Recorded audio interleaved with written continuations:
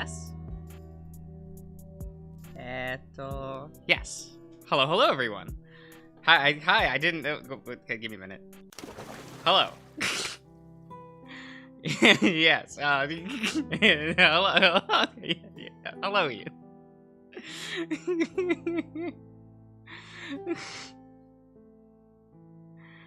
Crack script echo. Look. It's fine. It's fine. We're good. Here, let me readjust my mic again. So sorry. I am sitting here. I'm eating a microwaved pizza. You know? Yes. I have a bowl of popcorn and like a partially eaten microwave pizza. A feast of kings. You know.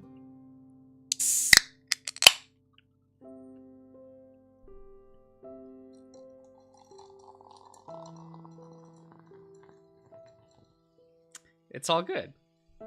It's all good. Today's a day, I guess. I'll forgive the CG. Look. It's a good CG.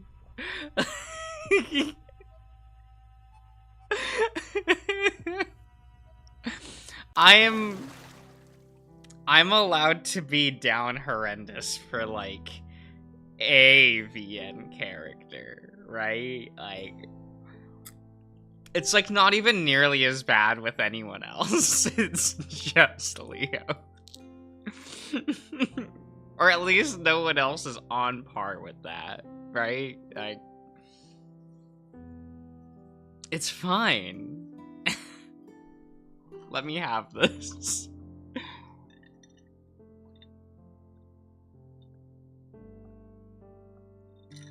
Yeah.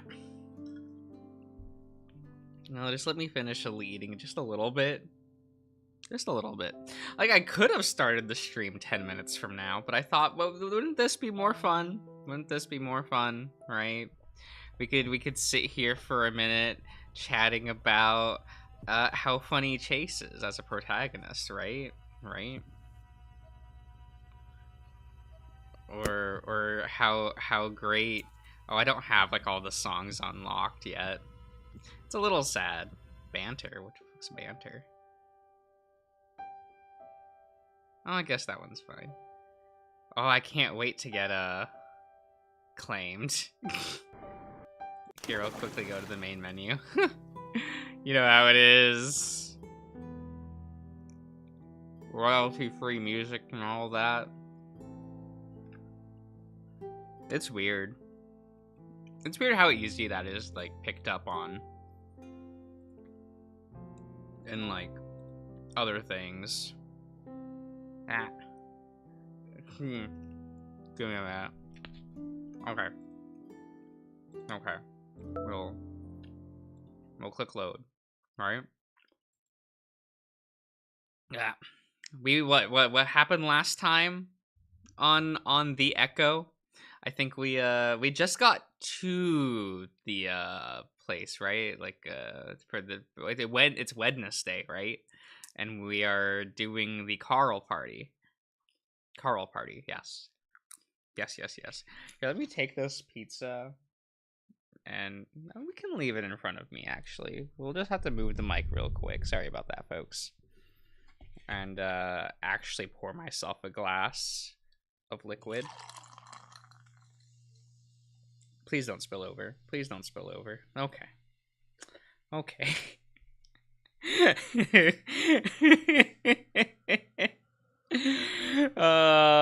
You know, things aren't always great, but sometimes they're fine, right? We get into position in the front of the door. Yes. Let's move the mouse a bit. There we go. TJ's a little more enthusiastic, hiding against the wall to the left of the door, a party popper in his hand.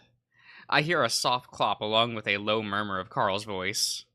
The door swings open. Dude, I just want to put it behind me and not the...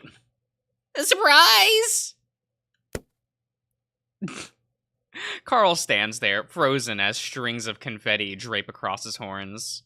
For a moment, it goes completely silent, and we all stare back at him. Finally, TJ giggles.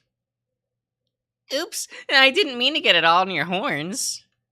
TJ goes about picking the confetti off of Carl's head. His hesitant movements, yes, makes it obvious how hard he's trying to avoid touching his horns. What? And Carl finally breaks the awkward silence as he continues to stare at us all, pushing TJ's hand away to pull the confetti off himself. Leo steps forward, a clear forced smile on his face. It's your birthday! Happy early birthday! Carl continues to stare. Flynn steps up to his side and puts an arm around his shoulder. Hello, Selkie. Yay! You know. There isn't much to do around here, so we had to come up with something. But a birthday party for me? It's not for another month! Be happy, Carl. This is probably the last birthday party you'll ever get. I don't know.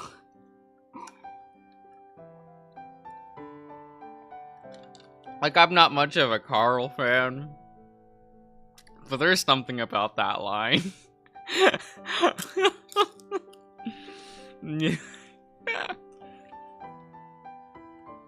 Carl opens his muzzle, then snaps it shut, his long ears twitching around. Carl, this is basically just a party. Your birthday is just an excuse to have it. Oh, come on, Jenna. We got you gifts and everything. Leo nods at me and I take that as my cue to lift my bags into the air, grinning sheepishly. I mean, it was Leo's birthday last month. So what? You want to just re-gift everything to him? Flynn gives a hard tug on one of Carl's horns, and he swats at Flynn's hand, with more annoyance than I'm used to seeing him have. I get his sentiment. Yeah, it's true. It's true. I mean, I don't really have, like, parties for my birthday. The most I do is, like, a dinner with a number of family members. Not even all of them most of the time. So it is what it is. I get it. And cake! And usually by choice on my part, though. TJ raises the cake into the air. Flynn leans against a Carl, pointing at it. See? Red velvet, your favorite. I'm silently thankful that Flynn's trying this hard to not let Carl freak out. It's 'cause he's a pretty cool guy, you know what I mean? I think we're all a little taken aback at how much he's resisting. Carl's shoulders do droop a bit at the sight of the cake, though. Where are your plates? Jenna's over at the cupboards, opening a few and looking inside. This kitchen is huge. Second one over there. At that point, we've managed to shake off the awkward haze we're in and start moving to the table. So, we got the whole day planned out for you. Yeah. Carl stands at the end of the table, one hand on a chair as he watches all of us. While I knew Carl wouldn't really be into the idea of a party, I didn't think it would be this bad. I wonder if his anxiety has gotten worse since the incident at the university. We're going to eat out later, and then a movie. I thought you might want to see the new Lucha Lobo film, you know? Carl's hands go up to pull the beanie tighter around his head. Well, as long as you don't tell the waiters that it's my birthday. Oh, yeah, isn't that place by the theater where they basically force you to wear one of those cone hats? Yup, and I swear to God if one of them gets all touchy with my horns, try to put it on me. What? You'll blow pot smoke at them? I think it's kind of fun. TJ struggles to pull the plastic dome off the cake. Leo reaches out to help him, but it pops free at that moment and takes a large glob of frosting off the cake on the side. Good one, Tej. We can give that piece to Carl, so he can stay on his diet. Flynn puts air quotes around the word diet. An awkward silence follows, one that Flynn clearly notices, and I see him sulk in response. Hello, Shirasu. Wait, I like that you start... Wait. I like that you start all of Jenna's lines with a tut? A tut of an... Wait, do I do that? Wait. Do I do that? I don't even... I have to get into the girl boss accent, right? That's the old... You know...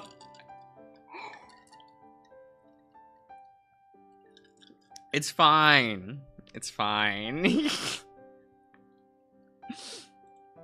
Carl coughs. I didn't have breakfast. This should be fine. Leo claps his paws together. While we're having cake, why don't we start opening your presents, huh? Carl grabs the bag and unceremoniously dumps it onto the table. Same, though. He goes through them, giving an obligatory thanks when he finds out who gave it to him. Yes. I see my gift for the first time along with Carl. It's a horn band in black and orange. University of Pueblo colors. We used to make fun of the jocks that wore them at the Pueblo. Thanks? He looks at me as if trying to figure out if I'm joking or not, and I can only offer a pained smile in response. It's only now that I feel guilty for not getting him the gift myself. I'll get him another one on his real birthday. Oh yeah. Post Flynn route chase is definitely going to get Carl a gift, right guys? It's gonna happen. It's gonna be great. They're gonna have a good party. Flynn steps forward at that point. Here's mine. It's something I got from the reservation. Flynn reaches into his pocket and pulls out something small and hidden in his hand. When Carl sees it, his eyes widen. Oh, wow! It looks like a rectangular piece of metal with two points sticking out of the top. It's not until Carl pushes a thumb against one of those horns and then pops open that I realize that it's a lighter. He's totally not cutting all contact with everyone. I mean, I do really like like the Flynn route epilogue version of Chase. I do like that Chase for all the wrong reasons. Oh no, I date him. Now you won't look like a total loser when you get blazed. Carl gives Flynn a small smile before flicking the lighter on before snapping it shut. Thanks, man. Don't worry about it. The store owner actually gave me a discount. They still remembered me from all of the smokes I used to buy there. You went all the way to the reservation for that? Cigarettes are untaxed on the reservation. Another thing it's useful for, Flynn? A chill descends over the room again, after it had just warmed up. I went there for the casino. The cigarettes were just... Uh-huh. Flynn stops and frowns, looking confused and hurt. At this point, I start to feel myself wanting to stick up for him. The rest of the party is stiff and uncomfortable, as Flynn stews in the corner. Finally, Leo stands up and tells us to get out to the car. Leo gives Flynn a look, and I can tell he's going to confront him on something. Quietly, I linger towards the door and listen as the rest of the group head out. Oh, so now I just can't say anything to him, huh? Flynn. The look on Leo's face is deadly. His eyes are narrowed, ears flat against his head, teeth bared. Flynn's initial indignation cools and he backs up. You promised me that you won't fuck this up. You said you wouldn't cause any problems. I mean, he really hasn't. I was fucking trying to make things better. Can you read the fucking room? No one wants you to say anything to him. What? So I'm just gonna let things stay like this the whole week? Well, that's kind of your fault, isn't it? I'm trying to be nice to him. And did you see Jenna? She's not fucking helping. You know how TJ is. Just leave him alone. Just leave the lying, manipulative bitch alone. It's fine. TJ's doing this all on this route just to make Flynn look bad, right? That must be.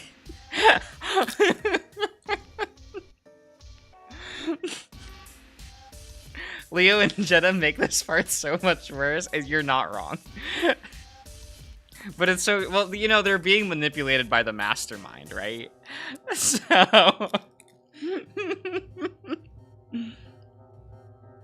He's a fucking adult. He's not some little kid you have to protect. That's why it's been years, and that little shit hasn't manned up enough to say what actually happened. Leo's hackles flare. See, that's what this is about. You only want another chance at him. And Leo's looking at Flynn with pure disgust on his face. Sounds like you think I just want to fuck him. I wouldn't put it past you, slut. Yo. Flynn leans back with a smirk. Then I'm not the only one with ulterior motives, huh? Flynn's eyes flick to me. Leo doesn't even say anything in response, instead just letting out a rough snarl. Flynn only flinches a little, but doesn't move, just folding his arms, staring hard at the wolf. I don't want to see you talking to him again. This week. If you do, I'll shove your fat tail so far up your ass. Buy me a drink first. Chase, get out to the car. I jump as Leo snaps his head in my direction. I'm torn about this. I don't feel like Flynn did anything wrong in trying to talk to TJ. But if what Leo suspects is true, I think I need to... Alright, cool. Leo punches the door frame on his way out, swinging the door shut with a smack. Do you think there's a hole? Oh, hello, dragon. Do you think there are knuckle marks in the door now? I hope so. That'd be kind of cute in its own way, right? Right? You know? I'm not saying that Leo is cute when he's angry, because he's not. But, you know, it's just a part of his character that you just kind of have to accept, right? You know, sometimes your boyfriend gets a little angry.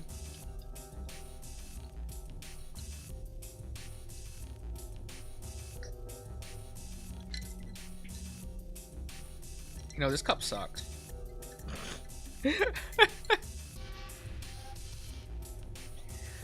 I don't know why I still own this cup. Like, the rim around it is so thick, it's actually hard to, like, drink from.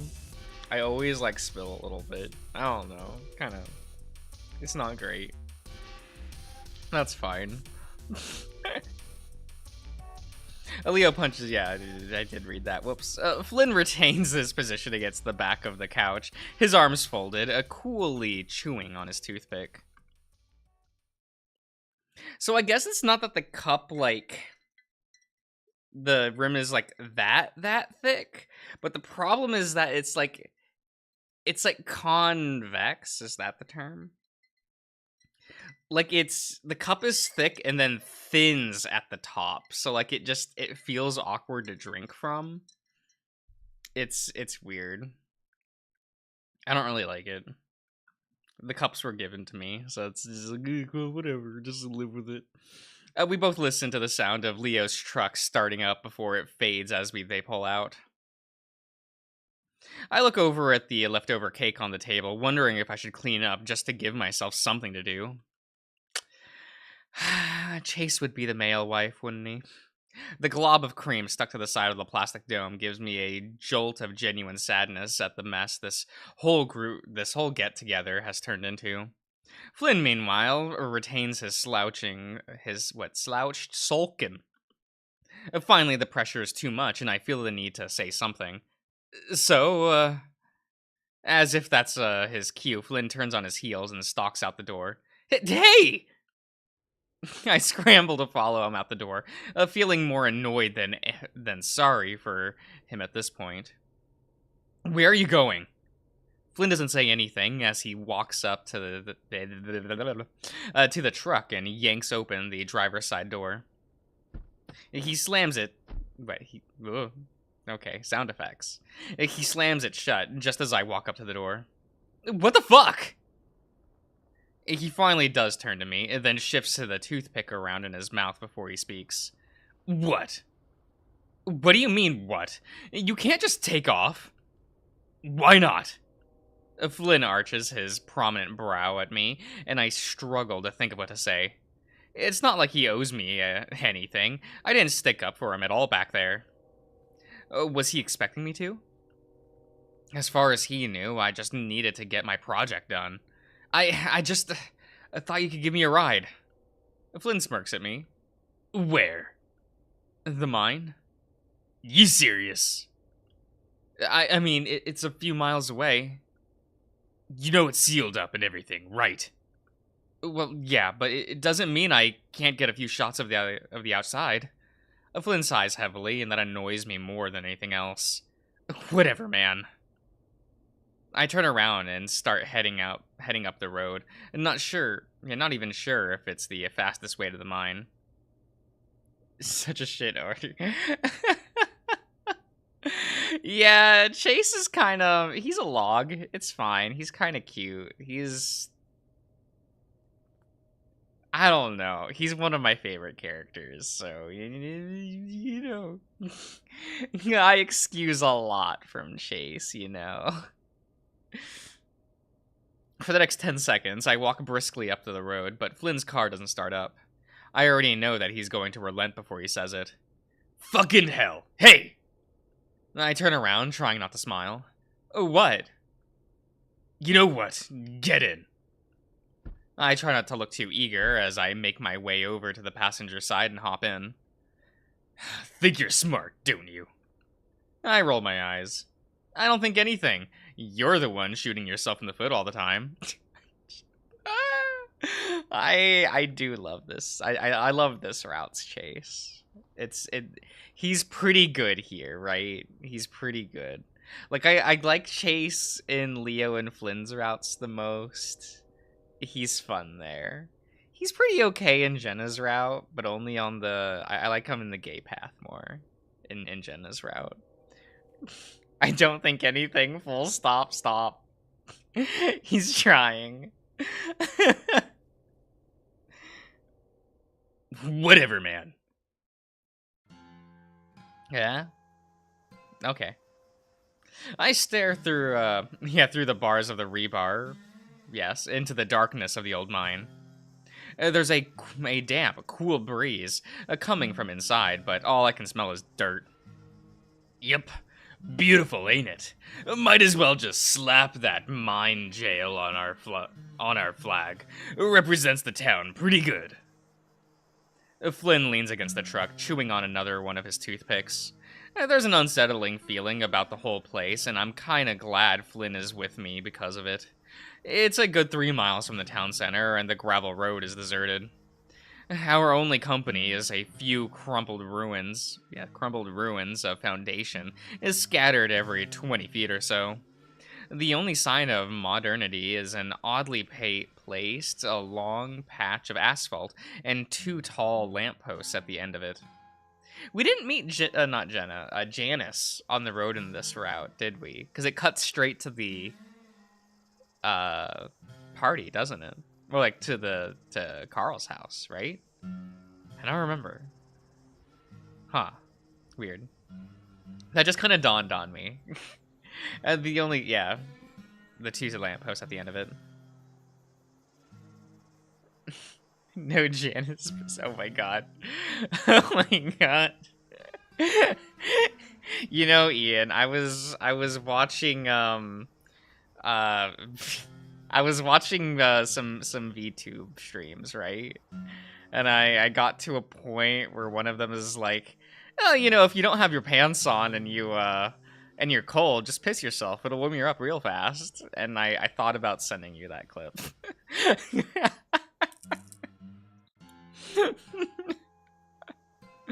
You know, the town had tried to turn the area into a tourist destination a decade ago, but the recession put a hard stop to that. That seems to be a running theme in the town's history, a progress halted by outside forces. Don't you have some say in this? It's a good sentiment. Oh my god. I mumble absent-mindedly, messing with the settings on the camera. Dud, no. I'm the clerk. I just mess with records and shit. It's still hard for me to imagine Flynn working in that position. Shouldn't you be there now? It's still before five. Wow.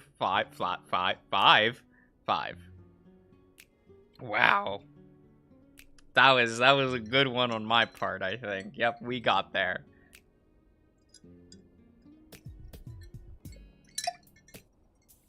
Yeah. 5. I don't know what happens there. I don't know what happened there. It's fine. Maybe, but why bother? What? He looks at me, a toothpick bobbing around in his mouth, eyes wide as he shrugs. What? You thinking anyone's gonna notice? I get paid to do nothing. But what, you get fired? It's an elected position. Well, unelected then? It goes unchallenged every year, Chase. I frown. Doesn't Flynn have any sense of duty? No. Flynn takes the toothpick out of his mouth and stabs it in my direction. Hey, I didn't bring you here to get lectured about how to do my job. I've been doing it the past 3 years. Flynn shoves the toothpick back in his mouth. Anyway, I was kidding. I'm part-time. I get my shit done and then I leave. Huh. I set the camera on the tripod and look through the lenses. Don't me. There's a good amount of satisfaction I get out of teasing Flynn. I mean, your cousin or whatever is the mayor, right? My aunt is, and so what? Isn't that nepotism or something? Flynn sighs heavily behind me. Elected. Alright, it just seems kinda, I don't know, like, not a good thing. As I film, I can hear him really starting to grumble behind me, and so I try to change the subject. Well, it's good to see you're still not smoking anymore. The toothpick helping? Not right now. They're not. Flynn had smoked since he was a freshman in high school. I distinctly remember him offering me cigarettes when I was like 14. He also offered some dick pics, but you know, that's another thing. He always gets pissed off if I remind him about that. I pick up the camera and move it to a different angle. Well, maybe you could give Leo a few pointers. He doesn't say anything, and I close my eyes when I remember what just happened with the wolf. I film for another minute, then turn around to face him. I'm sorry about what happened. But Flynn will be smoking in a few days.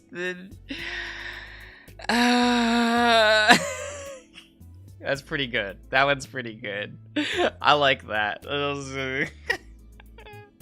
amazing. Amazing. Flynn doesn't look at me, instead choosing to stare out at the desert. Why? You didn't do anything. But I could have, and this project is why we're here in the first place, isn't it? Flynn sighs and finally looks up at me, his eyes all the more piercing under the bright sunlight. You know, one thing I can't stand is people apologizing over nothing. I frown. What does that mean? Yeah, you can apologize, but in the end, all it's doing is making you feel better while fixing nothing. Oh hey, it's like that speech that Maya Amano made in Persona 2 Innocent Sin. Happy birthday to the best Persona character, by the by, you know, July 4th. It's her birthday, everyone. Yes, that is the only reason why I put that game on that poll and decided not to play it, because I don't have my setup for that all done. No, I had to unplug all of that to plug in the PS5. But, you know, I thought it would be funny to put that game on there because of that reason. There you go. I glare at him, feeling my face get hot, even more than it is in the desert heat. He shrugs and leans against the car, a head tilted back and eyes shut against the sun. I stalk over to stand in front of him, and I can see a smile playing at the edge of his muzzle. I didn't even know you polled. Oh, yeah. Echo did not win that poll, by the by. I think me doing a drawing stream tonight won, and I stared at that and went, I want to spend some time with Flynn. So...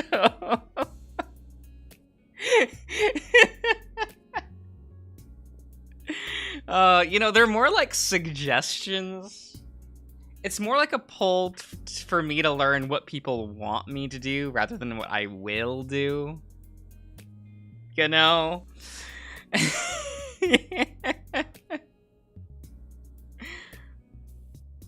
Man, fuck you!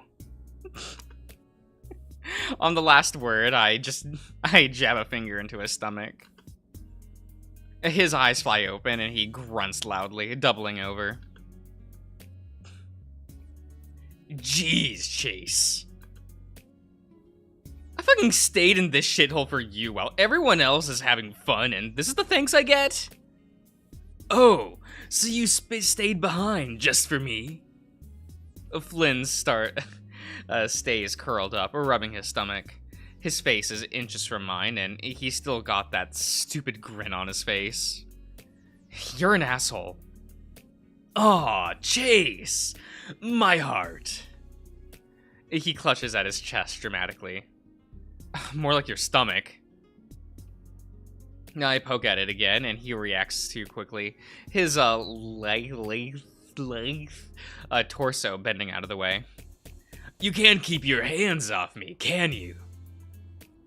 I just fold my arms, glaring at him. Flynn finally straightens up, looking around. Well, I'm not gonna do a repeat of yesterday. I've, got a house, you know. Is he talking about how we fooled around yesterday, and that he's inviting me back to his place? Or more specifically, his bedroom? I swallow. I don't want to look too eager, like that's the only reason I stayed behind. You know, I'm a little hungry. You want to go out and get something first? Flynn snorts as he gazes down at me. What, from the diner? You know how that fucks me up. That's not the only thing that's gonna fuck you up. I think... You said you'd cook for me a few days back. Flynn sighs, rubbing a hand behind his head. What is this? Some kind of date? Why not? You know? Well, you said you'd prefer... dinner first before... I trail off as Flynn raises an eyebrow. I said a drink. And we can have that too. The Flynn looks off into the desert again, thinking. Fine, but I'm gonna get you back for that poke. I don't think you're gonna poke back. You know what I'm saying? Fucking bottom. Fucking he's just a hole. He's... I smirk. Yeah, what? As he turns away from me, his tail comes in and knocks against my crotch. It wasn't all that hard, but it's enough to make me feel it in the bottom of my stomach. Ah, fuck! Come on! I walk bow-legged for a few seconds as I move to gather up my equipment. I don't think that was an equal exchange. That's 'cause you ain't a lizard. Now hurry your ass up.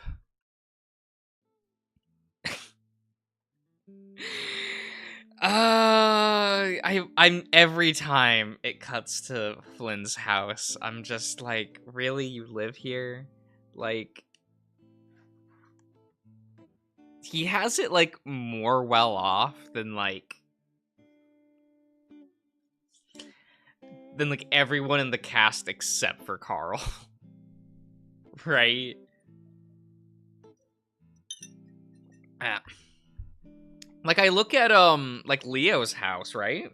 And that's like a believable like little house in like a rural place like this. I look at fucking this and I'm like, no, you're trying too hard. Look at this. It's got cacti and shit. It's got little columns. Like, nah. Trying too hard. Flynn's house is a ranch-style adobe home. He moved here only a few years ago, so it's my first time seeing it. It's an alright place. Housemate's quiet and keeps to himself, so it's almost like I have it to myself. You got a housemate? Well, yeah, who else is gonna fuck me? I don't need the whole house. Saves a decent amount of money, too.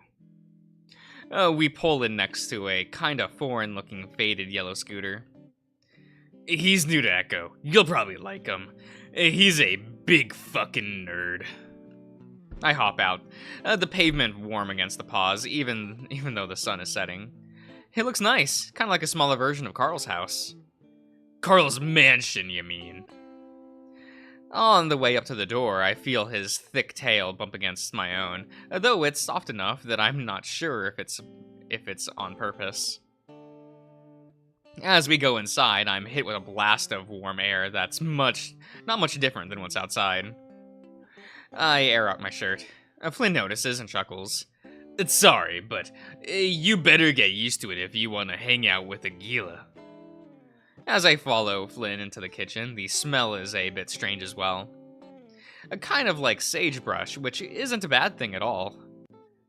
That you, Flynn? Yeah, I have a friend over. Oh, one of your reunion friends? Flynn opens the fridge. We have any green bell peppers left? I hear a sliding door from the hallway and turn around to see a somewhat startling sight. A tall lizard comes in, but it's not his height that surprises me, but rather his coloring, a spotted blue with pale eyes. I finally realize that he's a salamander, not a reptile. I suppose I've seen brightly colored amphibians in Pueblo, but definitely not Echo, and not even in Peyton. And there's a smile on his face, and I tried hard not to stare. Dax, this is Chase. Hello, Chase. Hi. I reach out to his offered a hand before feeling the cool, almost slimy sensation on his skin. Yeah, sorry. I know you guys aren't used to salamanders around here. I cringe inward as I realize he's caught me staring like a dumbass. Oh no, I don't mind. Mind? Me being a salamander? I'm mortified, but he's still smiling. Alright, Chase, enough making a fool out of yourself.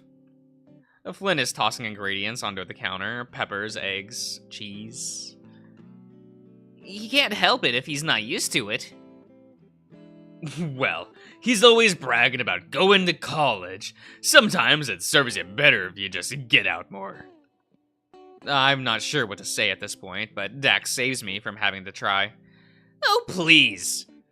Dax sits next to me at the stool. On a stool? Yes. That warm smile still plastered on his face. Yeah, Flynn here was trying to sweet-talk a hyena a few months back.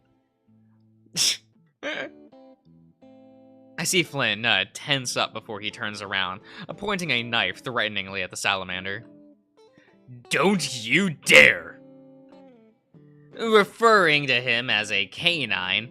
Like, isn't that something basic you learn in school? Wow, Flynn, really? Flynn turns back around with a huff. Sometimes you forget shit. He's trying to play it off, but I can see the furrows on the back of his head flare out. He didn't care anyway. We fucked, so fuck off. That's all he wants, I guess. Also, really, Selkie? Daxton? That's your quote-unquote beloved in this game? I mean, I guess he's okay. He's inoffensive enough. But he's also, like, An Adastra fan?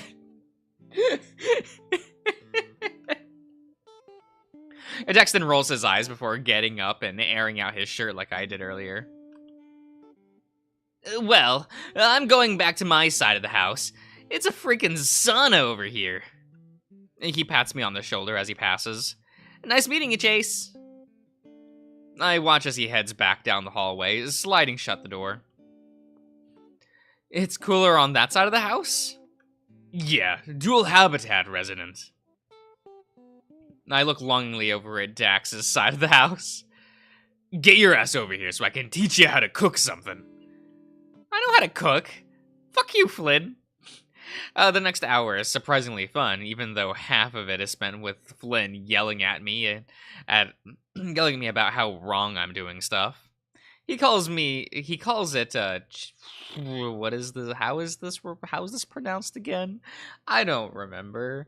It's like Charles Relanos. Yup. Nailed it. Filled with cheese and meat and covered in egg before being fried. I have to argue with Flynn that it's way better than the diner. Wait, I have to agree. That's what that says. Agreed. With Flynn that it's way better than the diner food, even though the food over there is still pretty good. When we finished, Flynn dumps the dish into the sink. The dishes into the sink with a clatter before snatching me up by the arm. Hey! Shut up, Chase. I frown, but allow myself to be dragged down the hallway to what I presume is the lizard's room. It's small and simple, but what I'm more focused on is the fairly large bed. He pulls me he pulls me in to make a room to shut the door before pressing me against it and kissing me full on the mouth. I open my mouth the moment his tongue prods at my lips. I'm not used to the feeling of something so thin and flexible sliding in my mouth, but it's not a bad feeling. His long tongue easily entangles my smaller one. At the same time, his hands grab the bottom of my shirt and pulls it over my head, breaking our kiss. As I lean back against the wall, Flynn's eyes play over my body, clearly drinking it in. I narrow my eyes. Hey, you've already seen me naked. I reach forward, undoing his belt with quick, jerky movements. Flynn doesn't resist and instead stands there, smirking down at me. I give him a smirk in return as I rest my hands on his hips, before sliding them down, pushing the pants down with them. Okay, so for YouTube purposes, I think I am going to skip over this scene. Just for, you know how it is, guys. They didn't go that far in the lake scene, so I deem that as like I can get away with that. But they do more descriptions and stuff here. It is what it is. Oh, hello, Maestro. Come on, I thought I joined at the perfect time. Look, Yellow, it's YouTube. It's unfortunate. It's unfortunate. I wish I didn't have to, right? But nowadays I kind of do. It's I mean it's unfortunate. Like having to edit out the what's it called? Oh, is this it? Okay. Having to like re-edit the Adastra videos before re-uploading them is a little annoying. Like, it's like, man, I've already edited these and I have to like edit them again, you know? Is what it is. And that is like the reason why what's it called? Shelter hasn't been re-uploaded, is the amount of editing I have to do for that before re-uploading it. He doesn't seem to be in the mood for another go, though, so I'm content to just lay there and listen to his deep breaths. What's wrong with me wanting to know what's happened? I pause in my rubbing, resting my paw in the middle of his stomach. His tense for a second, so I continue to rub. Nothing. I guess it's how you go about it. Alright, see ya, Maestro. He grunts. Doesn't matter how I do it. He's gonna be upset. It might be easier if you try to go at it more delicately. Flynn takes a deep breath, and I watch my hand rise and fall with it. He's hiding something. You know it too. Yeah. I don't say anything. We lay like that for a while, Flynn breathing softly onto my ear as his fingers creep over my arm to tease at a nipple. Everyone does, but they still treat me like I'm some sort of monster for wanting to know. I press down suddenly, and he grunts loudly into my ear as he tenses up against my hand again. You don't really think what you did at the river was appropriate? I cringe as Flynn pinches my nipple. God damn it, Flynn. I see. He doesn't say anything, though. We lay there in silence for a while longer. City didn't deserve that. I swallow. No. I mean, I know he was a dick, but he came from a rough place. I just listen, not wanting to say something wrong. Flynn never opens up like this. You guys didn't know him like I did. I stop rubbing and turn my head to look up at Flynn. His eyes are open, staring up at the ceiling. Chase, I need to find out what happened. Flynn? No, I'm sick of wondering. I'm sick of imagining. He looks down at me suddenly, and his expression on his face is strange. I'm going to talk to him again. Who, TJ? I hear my voice raise in concern. He doesn't say anything. Flynn. I sit up. Don't do that. He glares at me. Yeah, why not? This probably is the last chance I'll get. But I try to think of something to say. Nothing good will come of it. If he hasn't said anything until now, then he probably never will. We'll see about that. Yeah, I guess we'll force him. We'll tie him down. We'll take him to Brian, you know. We'll get some answers out of TJ this time. The implication in his voice sends a chill down my spine. Flynn! The lizard looks away from me. What? I'm not gonna do anything. Just talk. And if he doesn't say anything, Flynn stares at the ceiling, like a session with Brian would be a bad thing. Look, yellow. Do you really think that TJ is a cultured individual, such as myself?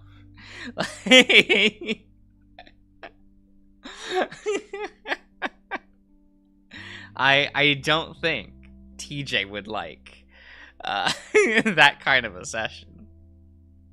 Then I guess that's that. But I want to talk to him without Leo there to coddle him like he's some little kid. I put my face into my hands and rub slowly. I know Flynn would never want to hurt TJ, but he can get so emotional, and what if TJ says the wrong thing? Just let me go with you when you do it. Flynn turns his head to look back at me. I feel like there's a very simple solution here, right? You call TJ and say, hey TJ, want to go to the diner for lunch? Just meet me there. And have Flynn also meet you there, but like a little bit later, so you're already sitting down and eating your lunch by the time Flynn shows up, and so like TJ's kind of trapped by societal conventions, right? Flynn turns his head to look back at me. Why? I just want to be there to keep things grounded. Flynn stares hard at me. Maybe. He likes you, so maybe that'll be good. Be good. He continues to stare at me, and I feel a little uncomfortable. And then they fucking...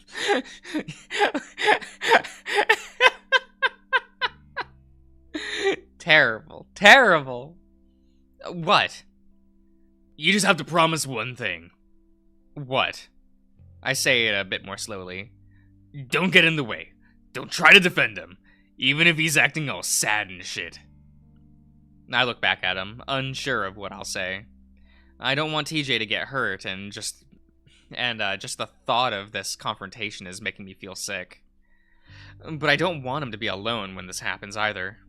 The thought of telling one of the others, a Jenna or a Leo, comes to mind, but I know that'll be a fucking catastrophe if I do. You'll do it anyway, you little tattletale, you little coward. That would be the end of a lot of friendships. This still left a chance that they would survive. Either way, I'm going to have to promise him if I want a chance to go along. You would never do that, right? Right. But whether or not I keep that promise...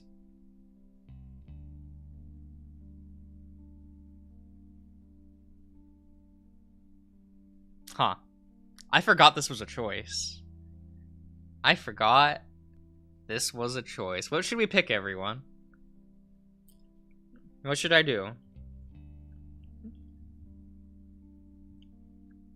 I'll let chat decide. What are we gonna do? Do we tell the truth? Do we lie? How are we doing this? Chase pulls a heavy raid and does it behind our back. I mean, I kind of like that, right? It's kind of fun. Oh.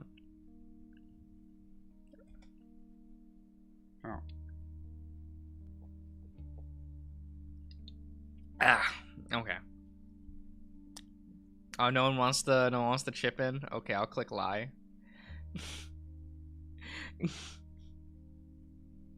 Wait, what? Yeah, it's actually done good here. Pick option. Yeah, we'll lie. How could I not stand up for TJ if it goes too far? TJ is sensitive, and if Flynn gets a chance to go at him completely undefended... wait, what was the word there? Undefended? Yes. Yeah, okay. Flynn's eyes narrow. I feel my heart skip a beat. Does he know I'm lying? His eyes are so piercing, it's like he's looking through me to try and find something that's behind me. Oh, finally, Flynn lays his head down and closes his eyes. Good. I sigh and stare at my naked balls for a moment, feeling a little strange. I'm gonna go to the bathroom and maybe take a shower. All right. I get up onto unsteady feet and head into the hallway, wondering if I should try.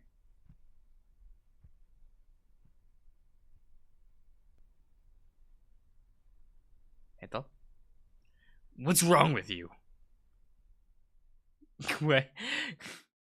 I mean, we're Chase, right? That's not an easy answer, right? Like, just asking Chase what's wrong with you is like, I don't know. It's just kind of like, there's no good way to answer this question, right? I open my eyes blarily, waking up to the sound of something pounding in the distance. I stare at the ceiling a moment, then abruptly prop myself onto my elbows, looking around confused. Where the hell? Oh, yeah. Flynn's room. I'd fallen asleep on Flynn's bed, naked after I'd taken a shower. Turns out that lizard doesn't have dryers, so I was left to air dry. I was tired, so Flynn had let me lay out on his bed on a few towels, and that's where I am right now. Guess I fell asleep. Again, the pounding. I look over to my right and see Flynn curled up, his back facing me. I think he's naked as well for a moment, then I see he's got boxer briefs on, the black color blending in with the skin. I reach over to poke the rough skin on his scaly back. The frills on the back of his neck flare out for a second, then lay back down. I almost do it again, but Flynn's grumpy, annoyed as hell tone stops me. What? I clear my throat. Sorry, but it sounds like I don't have to say it because the pounding starts back up again, echoing up the hallway. You think this would be distracting for Daxton too? Or maybe is there a second entrance? I assume there would have to be a second entrance for a dual habitat home. But would he be able to hear it on his side of the house? What the fuck? Flynn pushes himself up into a sitting position, squinting at the hallway through the door. What time is it? Flynn rolls out of bed and starts putting on a shirt. I grab my phone, glad to see that it's still at half charge. Oh, Chase's phone has a charge in this route. Good for him. Good for him. It's 9. At the same time, I notice that I have texts, several of them, from Leo. Shit. What? Flynn hops around the room as he tries to put some pants on. My eyes scan over the text, realizing who it likely is that's knocking on the door. The messages start about 2 hours ago. Hey, I was at the motel and you aren't there. Jenna says she knows, she doesn't know where you are at either. She says you didn't spend the night there. You at Flynn's, or are you and Flynn are the only ones not answering my messages? Are you at his house? Hello? I feel my stomach go into a knot. Fuck. Flynn whirls on me, annoyed, now fully dressed. The knocking has stopped, but I'm still uneasy about what I've just found out. I think it's Leo. What? This time Flynn sounds panicked. He's been texting me all morning. He thinks I'm here now. Well, he's correct, though. He's not wrong, Chase. I show Flynn my screen, but he barely looks at it. Leo gets so clingy in this route, it's cringe. No, it's not cringe. You're cringe. It's nice. He cares.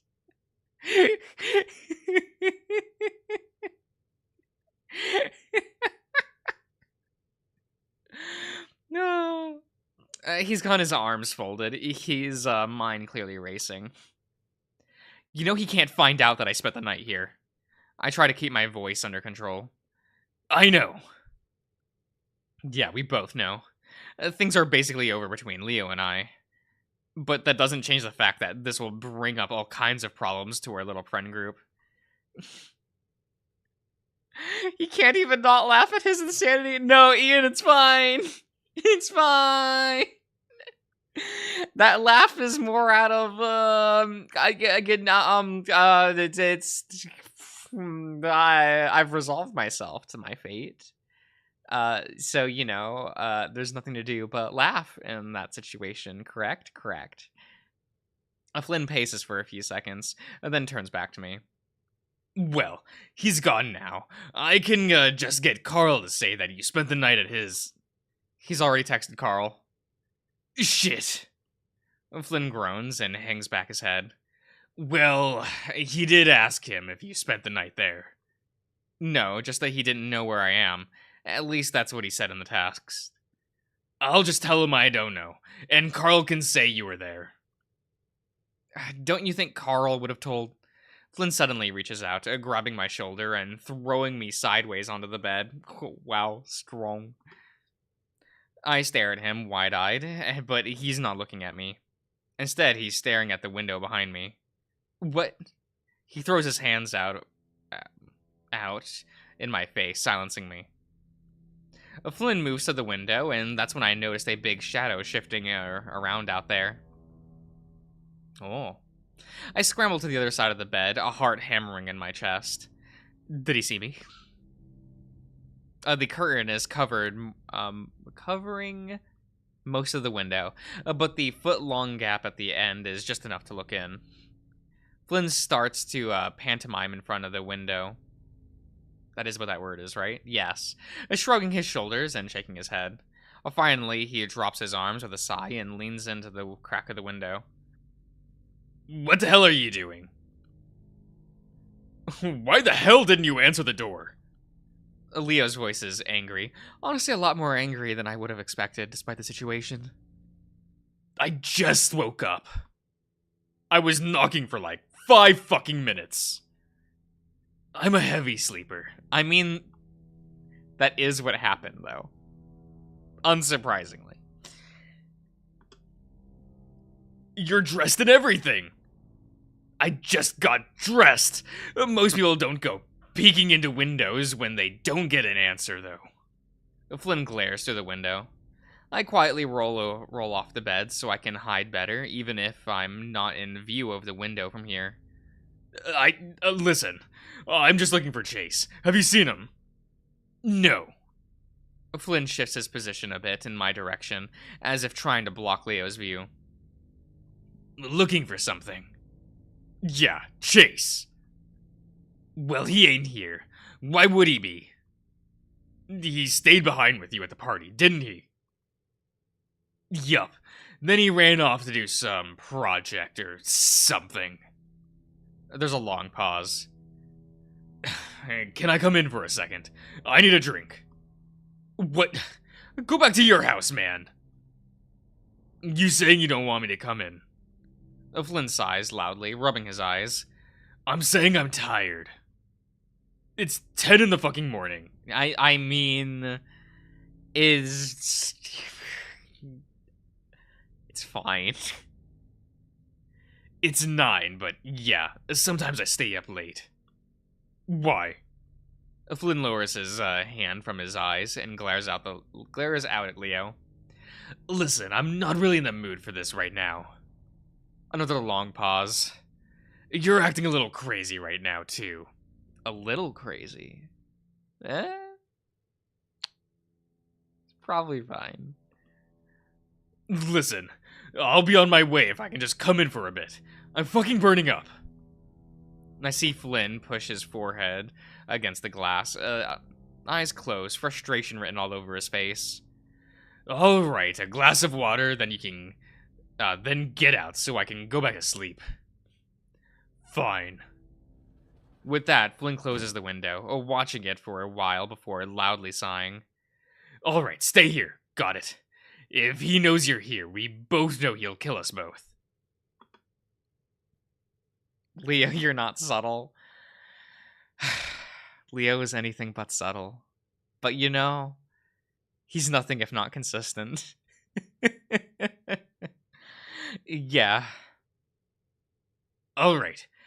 If for whatever reason he comes back here, hide under the fucking bed if you have to. With that, Flynn turns out and heads out the door into the hallway. Last thing he has to say... he said has me feeling like shit. Sneaking around behind Leo's back like this is wrong, even if I know telling him about it would be worse. It is my fault that Leo can't get over our relationship. I have the right to do what I want. Right? I sigh and press my forehead into the bed. Staring at my crotch, that's when I realize that I'm still naked. I look up, listening. I hear the front door open, followed by some distant mumbling from Leo. Your clothes are on the floor, right? You can just put on, like, your underwear.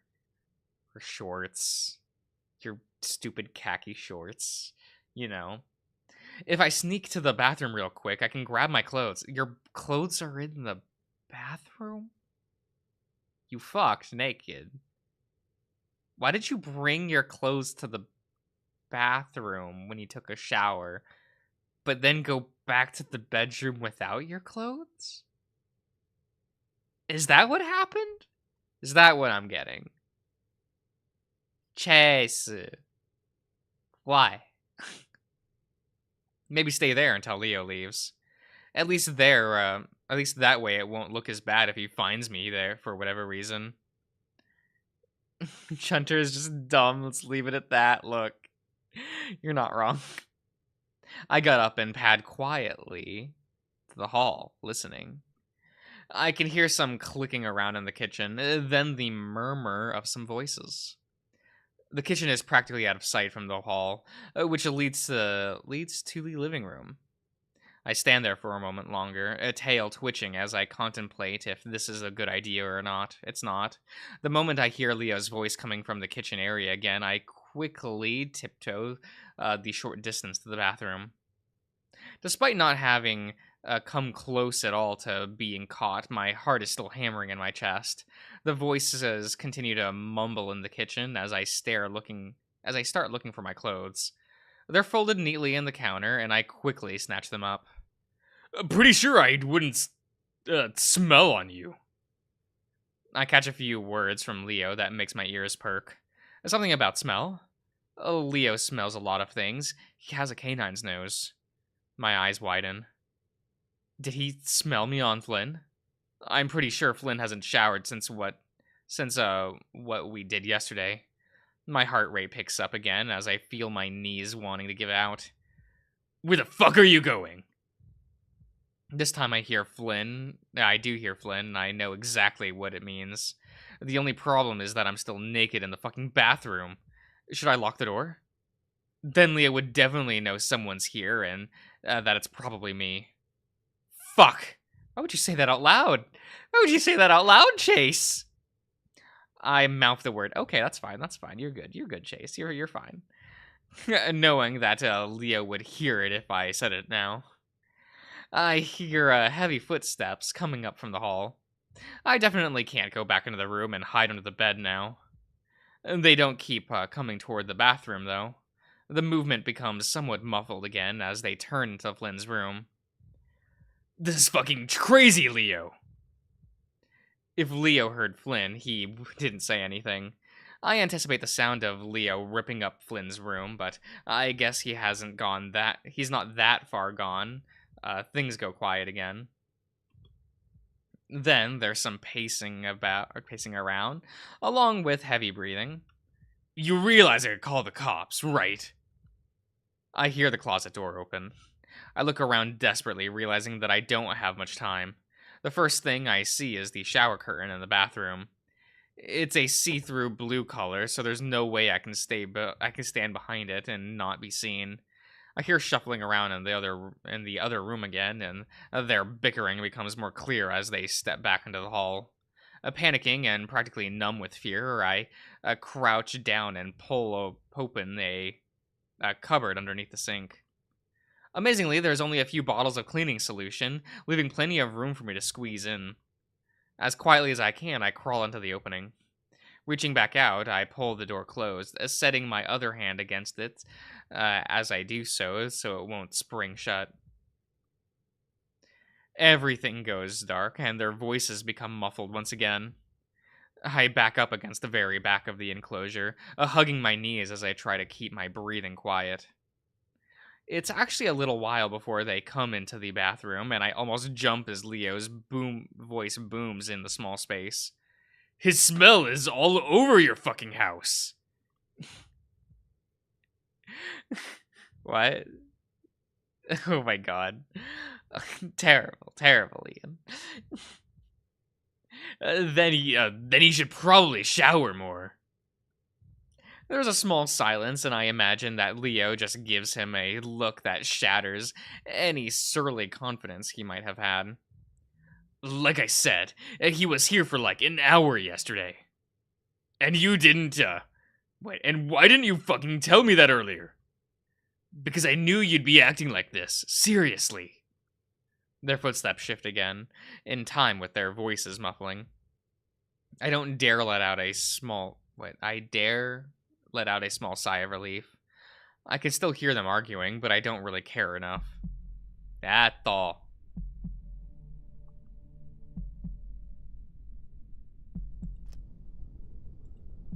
You pass through the cupboard door into the bathroom.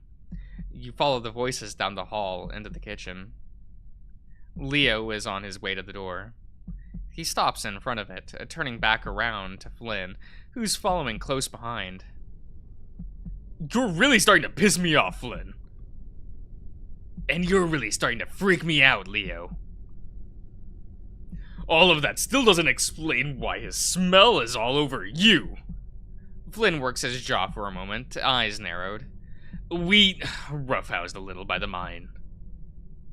By the mine. You know how we get sometimes, and it was really hot. Leo is shaking his head, like he's tired of listening to what Flynn has to say, like he's tired of everything. And then to have it mixed with that smell. Flynn throws his hands up, exasperated. I jerked off later. Sorry, but this really ain't any of your business. You know, it kind of fucking is, since I planned out the entire fucking thing. Leo starting to lose his temper again. You know this isn't like Leo at all. Calm down, Jesus. Maybe he went off to do more research or whatever. Oh god, excuse me. Said he wasn't done at the mine. At the mine? Leo's not listening anymore. He's looking to the side, staring at the wall, hackles raised. Listen, I'll drive around town real quick to see if I can find him before work, alright? Flynn, you know you ruined this whole thing for me, right? Oh, for me? Ah. You know, that wording's kind of fun, Leo. It's a little fun. Not gonna lie. Thing for you? What are you talking about? And I'll be fucking damned if I let you do it again. The anger and spite in Leo's face is scaring Flynn. Leo, what's going on? But Leo still isn't listening. The wolf turns sharply away, yanking open the door. Leo! Flynn reaches out, resting a hand on Leo's shoulder. But at that moment, the wolf throws an elbow back into Flynn so hard that the lizard is sent stumbling back several steps before falling to his knees. Flynn lets out a hoarse groan, but Leo ignores it, slamming the door shut on his way out. Flynn stays like that, doubled over on the carpet, making some rasping noises, before his breathing finally comes under his control. He stays there for a while longer, absorbing what just happened, and knowing that Leo isn't himself either. He also regrets doing anything with Chase. Finally, he looks up, right at you. You decide to leave. There's really no point in trying reasoning with him. It's been a while since you've been out alone like this. It feels good not being attached. Something about that lizard, Flynn, is helping this happen. You'll have to deal with him later. As you continue to walk down the dirt road, you see him. It takes a while at first because he's so far away. But then you see that thick tail waving back and forth as you approach. Can he see you? Probably. It's been a long time since you were attached. But the feeling, the thoughts, you can remember it like it was yesterday. The new one is better, a lot more quiet. At least you made him quiet. It was easier to do that with this one. He keeps walking towards you, and you start to wonder if you should turn back. You always snap back eventually. Why not let this play out? Let's see how far this will go. And now that you're this close, you can see water dripping off his body. Even after all these years, finally you can make out his face. Angry. No, furious. Finally seeing you. He doesn't like what you did, and who can blame him? He starts to run towards you. You finally stop walking. Waiting. He's on you in a second, lunging, blunt claws and teeth bared. I keep wondering if I should come out myself. The last time I heard any voices was like almost 5 minutes ago. Still, I realize that they could both be outside or something. I don't want to come running out if Leo decides to come back in.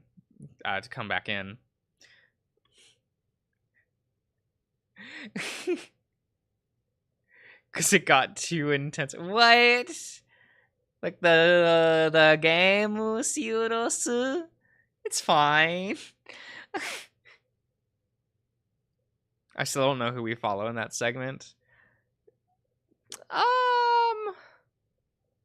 It's hard, right? I mean, I assume it's the echo of Samuel. Just because of how... Because it's different from the TJ entity. So I kind of always assumed that that was Samuel. Or the echo Samuel. You know. Especially since it's still, like, tied to decisions and stuff. I don't know. Maybe I'm wrong. It's I'm not a smart person. So I wait, starting to feel sweaty in my cramped position, my nose twitching from the strong chemical smells. I'll probably have to take another shower. After another few minutes, I hear a soft padding up the hallway. I know it's Flynn, but I wait. Another few seconds of silence goes by before Flynn finally speaks. He's gone. So how are we going to explain to Leo that Carl just forgot that I was there? I pulled my shirt over my head, feeling kind of gross putting back on my musky shirt. Flynn stands in front of his dresser's mirror, having just finished putting on his tie. He's currently picking at his scales with a pair of tweezers. Carl forgets everything, especially when he gets high, which is all the time. Flynn's been acting kinda distant after the whole Leo incident. I mean, that's fair.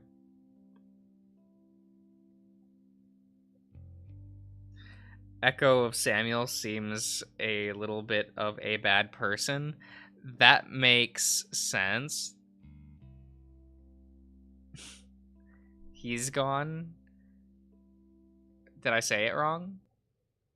Yeah. I don't know. It's fine. But like in Jenna's route, the echo of Samuel is pretty bitter. His dialogue there is, a little angy. A little I like him the most in Leo's route. Because, I just, everything in that route is just, it's nice, it's nice. It is what it is. Samuel is nicer in the smoke room.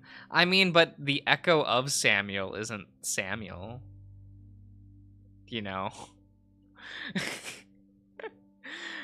We get a bit more clarification with that in Arches, where you have Cameron and then the echo of Cameron in that one scene. It's hard not to imagine why. I'm feeling the same way. Leo almost finding out, had put a damper on our stupid excursion. It really put into perspective how immature we were being. Alright, so I'll say I spent the night at Carl's, then left in the morning to do some filming, then come back. Flynn told me to text all of this to Carl before I go over there. The only reason I'd gotten so far was a short, "What?" What? We don't got any other choices. I guess not. And Chase, we probably shouldn't do this anymore. Yeah, I know. Flynn glances at me through the mirror, then returns to picking at his skin. He clears his throat. I know this is kind of gross, but it's fine. We've all got our gross things to deal with. Can't go into work looking like I got snowed on. Yeah. I mean, it doesn't ever really get that bad, but... Flynn breaks off awkwardly as he goes back to his grooming. He's weird. It's weird it's weird seeing him this off, but again, it's not like it's unwarranted. I sit at the edge of his bed, texting Carl again to try and get him to at least potentially understand what the plan is. After a couple of minutes, Flynn clears his throat again. Listen, Chase, you ever feel a little bit like, not yourself? Huh? I look up and see that the lizard is looking at me through the mirror again. He quickly turns his attention back to his picking. I don't know. Like you're not fully in control of what you do. I frown. But Flynn trying to get at something, explaining his own actions. Does he feel like he wasn't in control of what happened between us? No, at least I don't think so. I interpret it as it has his memories of personality, but it's still echo. Yeah. I assume it's like I know it's a me thing, but like it reminds me of Maria in a lot of ways, you know, because Maria can act like Mary if she wanted to, you know. There's a lot of things like that, right? And some of the entities in that game, you know, then you know your Silent Hills, you know, it's fine. It all leads back to Maria. I mean, we get a Maria-esque scene in this route, so like,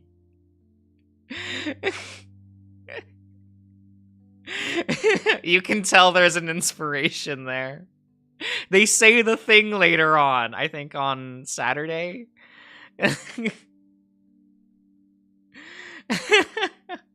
I mean, yo, same. Like, I always feel like if I ever tried to make something that was like horror adjacent, it would just be Silent Hill. More on par with the first game, though. You know, it's fine. Flynn finally puts down the tweezers and turns to me, leaning his rear against the dresser. So you've never felt like you're not yourself? Though I'm not totally sure what Flynn is getting at, I decide to humor him and think, I guess after what happened when we were kids, I didn't feel right. After Sydney? Yeah. I tried to avoid talking about it directly, but Flynn doesn't seem to be bothered right now. You probably remember that I saw a therapist after because I felt so different and it scared me. Flynn nods. Did they ever figure it out? Kind of. If I remember right, they said that it was like a dissociative thing. You know, like that game Deadly Premonition. You know how it is. Did you see that, Zach? FK in the coffee. What's that? Like, sometimes when something really traumatic happens, your mind sort of distances you from yourself to protect you. I shrug. Something like that. I'm not very good at psych stuff. I almost tell Flynn to ask Jenna, but of course he can't. So did they fix it? Not really, but I got used to it, I guess. Was like the new me.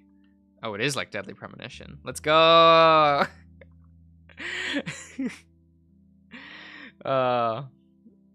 And you're okay with that? I shrug again.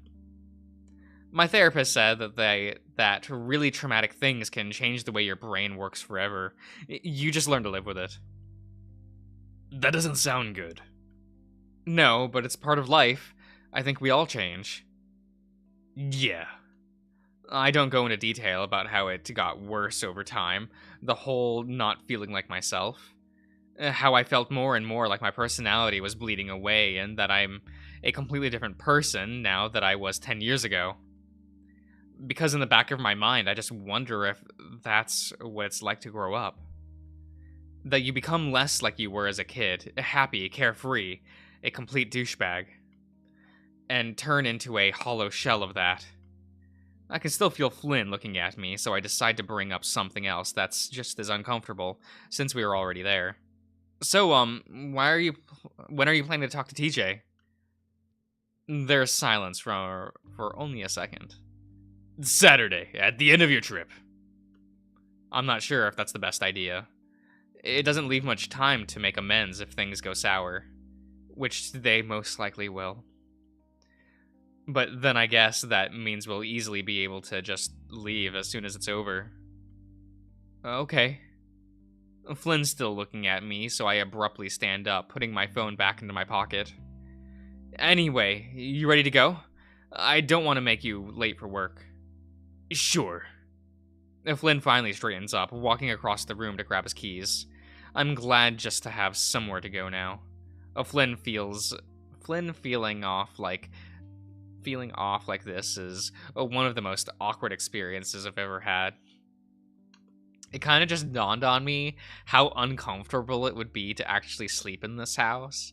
Like if it's like a warm, dry, like air being pumped into the house, like fuck, how am I supposed to? I would die.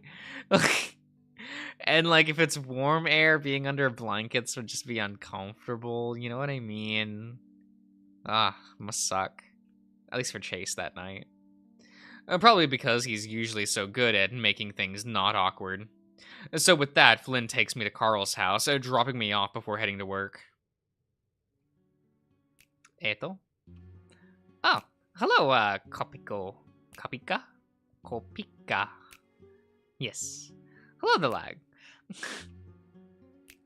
That's hot, messy room is giving such bottom... Terrible, terrible. Or is this your first? Oh, I've played the full game before. I just, I'm rereading it, for a bit of nostalgia's sake. Because I really like this game. So this is sadly not a blind playthrough, no. I know that people like those, but you can only do that once, right? And technically I never did. I sit quietly next to Carl on the couch as he plays his video games. It's some kind of first-person shooter that I've never seen before. He's playing the Call of Battlefield Duties 5. I'm not all that into shooters, but this one is pretty good. Yeah? I try to act interested as I browse through my phone. I've already texted Leo apologizing and telling him that my phone had died. It's weird how quickly this lie has gotten out of control. I'm making things up as I go at this point, and I'm amazed at how easy it is. Now, Leo hasn't responded, and I doubt he believes any of it. It still gives both of us room to pretend, though. Yeah, man. I think this is the sci-fi elements. I could never play one of those World War shooters. Same. Carl clicks around with his controller for a while longer. You alright? I sigh loudly, finally tearing my eyes away from my phone. Yeah, I'm good. Because you don't seem good. Does Chase ever seem good in this game? Is there a route where Chase seems alright? Because he just seems like me for real all the time. I don't respond to that, instead choosing to zone out to whatever is happening on the screen. Oh, what's with the whole story, anyway? About you spending the night or whatever? I debate whether it's worth telling Carl or not. He'd go along with it either way, but keeping all of these secrets is starting to make me feel sick. Well, I spent the night at Flynn's. Leo found out I wasn't at the motel, so he came looking for me. Oh shit! Did you and Flynn, I let out a sigh I let the silence hang for a while. Carl snorts. Wow. Come on, Carl. No, I don't mind. It just seems kind of weird. How so? I feel myself get defensive. I'm not really in the mood to be judged by Carl of all fucking people. Yeah, he's cool and everything, but his life, let alone his sex life, doesn't exactly put him in any position to do so. Well, you just barely got here like 5 days ago, and already... I sigh. You know how Flynn is. Yeah, I do. Oh. So you shouldn't be surprised. But I mean, we've known him since we were kids. It just feels a bit, Carl, I'm not really in the mood right now. Carl goes quiet for a few more minutes, the clicking buttons on his controller the only sound. It doesn't last long, though. I saw you guys at the river a couple days back. You saw too? Oh, I saw you too. Is that what that said? Yeah, I saw you too. Alright. No, I mean, I saw you guys. Carl, I just said I'm not in the mood. Carl shrugs. Just saying, I know already. It's cool. I keep quiet, hoping that we'll get Carl to drop this stupid subject already. It doesn't work. But I guess, but I get why you'd keep it from Leo like this. I pull my phone out to see if I've gotten a text from Leo yet. I haven't. Me and Leo, we don't hang out all that much, though I think he tries to. He talks about you a lot. The only chime chase is good is when he's next to Leo. That's because we're playing. I mean, it's a little bit. I'd probably keep my attention on Leo too. Like if I was around him, I'll just be around my big stupid wolf boyfriend. You know, give him all the attention. Yeah, you know.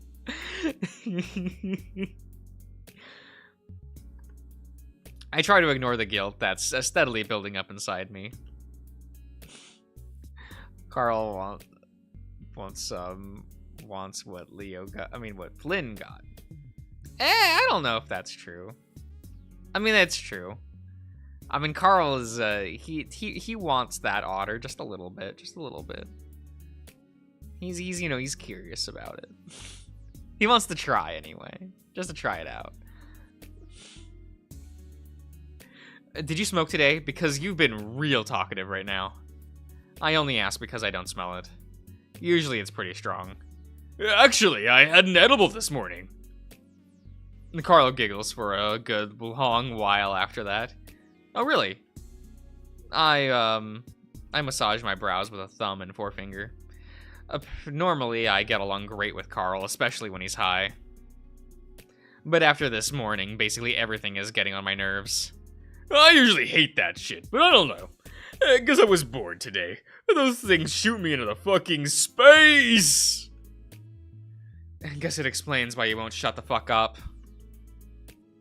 Hey, am I pissing you off? I immediately regret what I said as Carl puts the game on pause. No, I just had a stressful morning. With Leo? Carl starts the game back up, giggling again as he shoots a space marine in the face.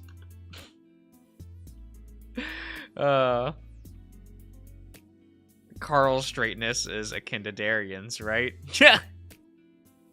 I don't know. You'll have to ask him yourself. You added the fuck, but it was implied. It's fine.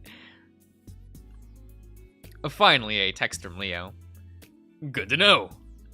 Another one immediately follows. Let's hang out, sometime soon. But, you know, Flynn cares about you, too. Yeah? I text Leo a quick affirmation, though I'm not really sure when that hangout is going to happen. Yeah, wouldn't stop talking about you when we drove to the reservation. Yeah, really? That actually did seem really out of the ordinary. What the hell would Flynn have to say about me? Carl shrugs.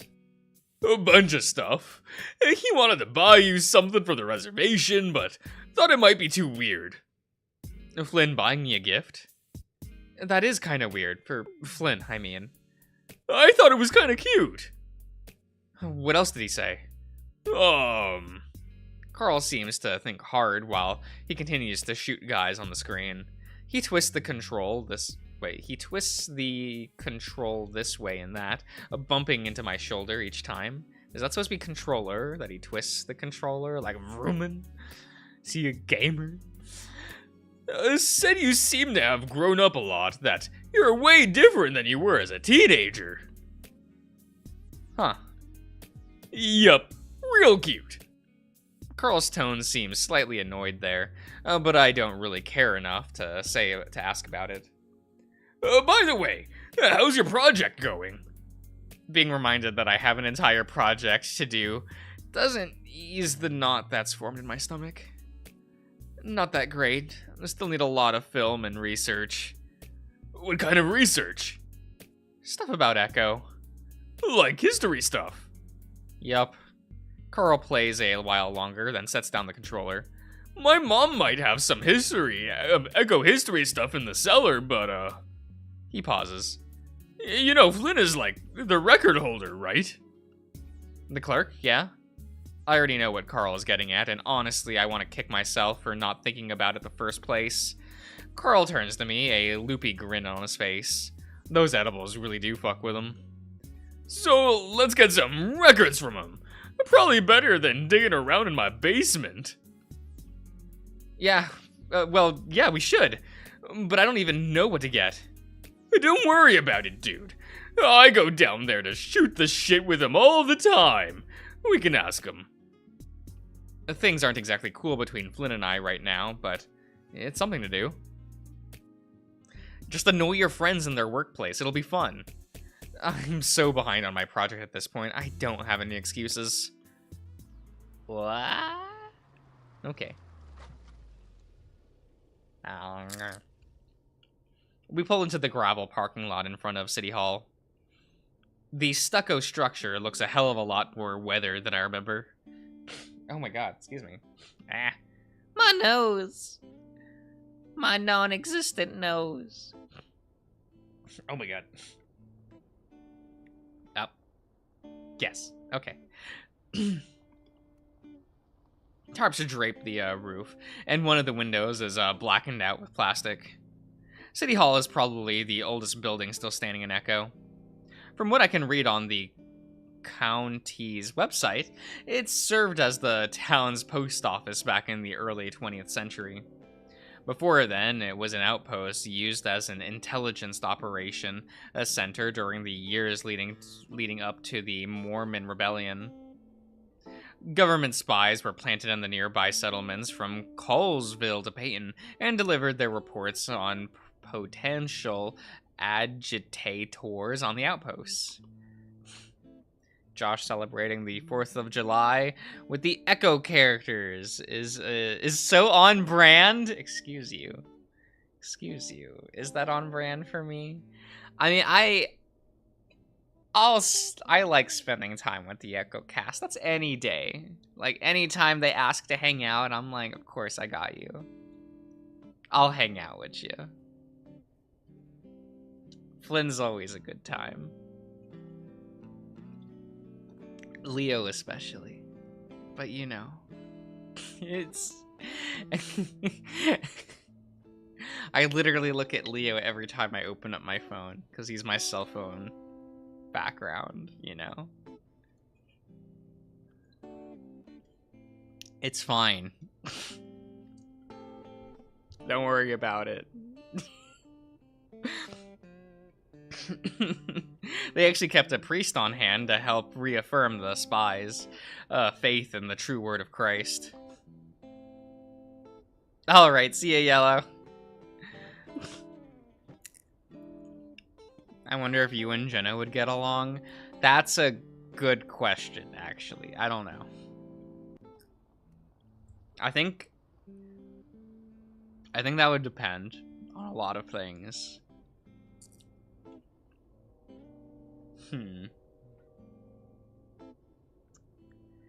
You see, I feel like anime night with the Jenna would be pretty fun. If you know what I mean.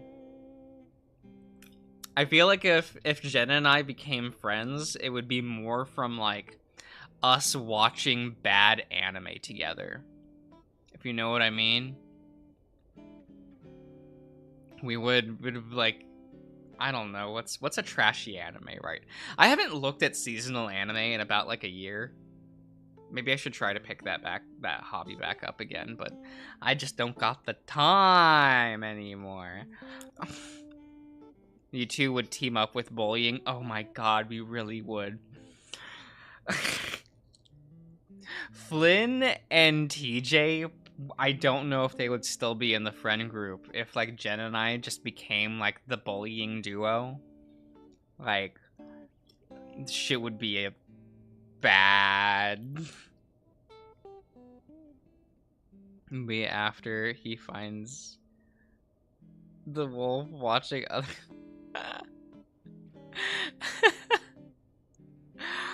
You'd forgive him after like 5 minutes. I mean, people are allowed to look at whatever porn they want, even if we're together. Like, you know, it's fine. I get it. No worries. It's weird to think that Sydney was the last Mormon I knew. Damn. Are you sure Flynn works here? I exit my car, watching Carl stare ahead. His eyes are half-lidded, the ram seeming to stare for miles beyond the building in front of us.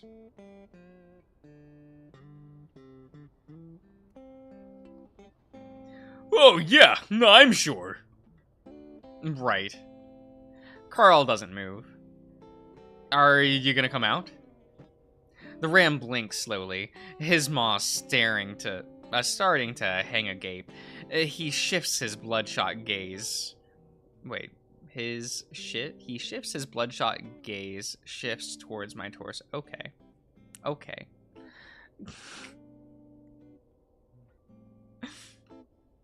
Nah, my parents would flip. He flops his wrists in front of him limply, his tone tinged with effeminacy? Effeminacy? I think that's that word. Of the car?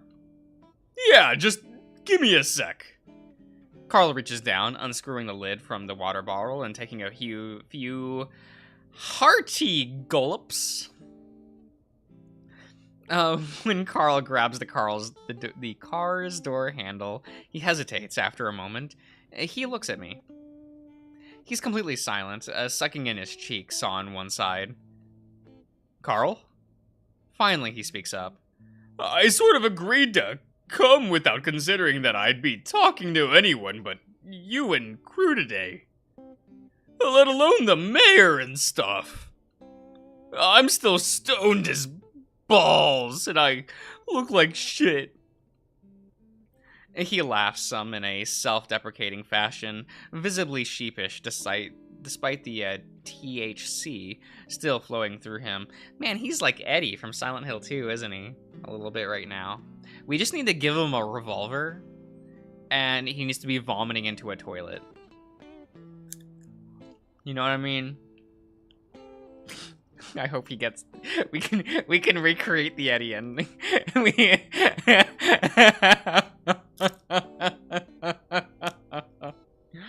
Oh, it's fine.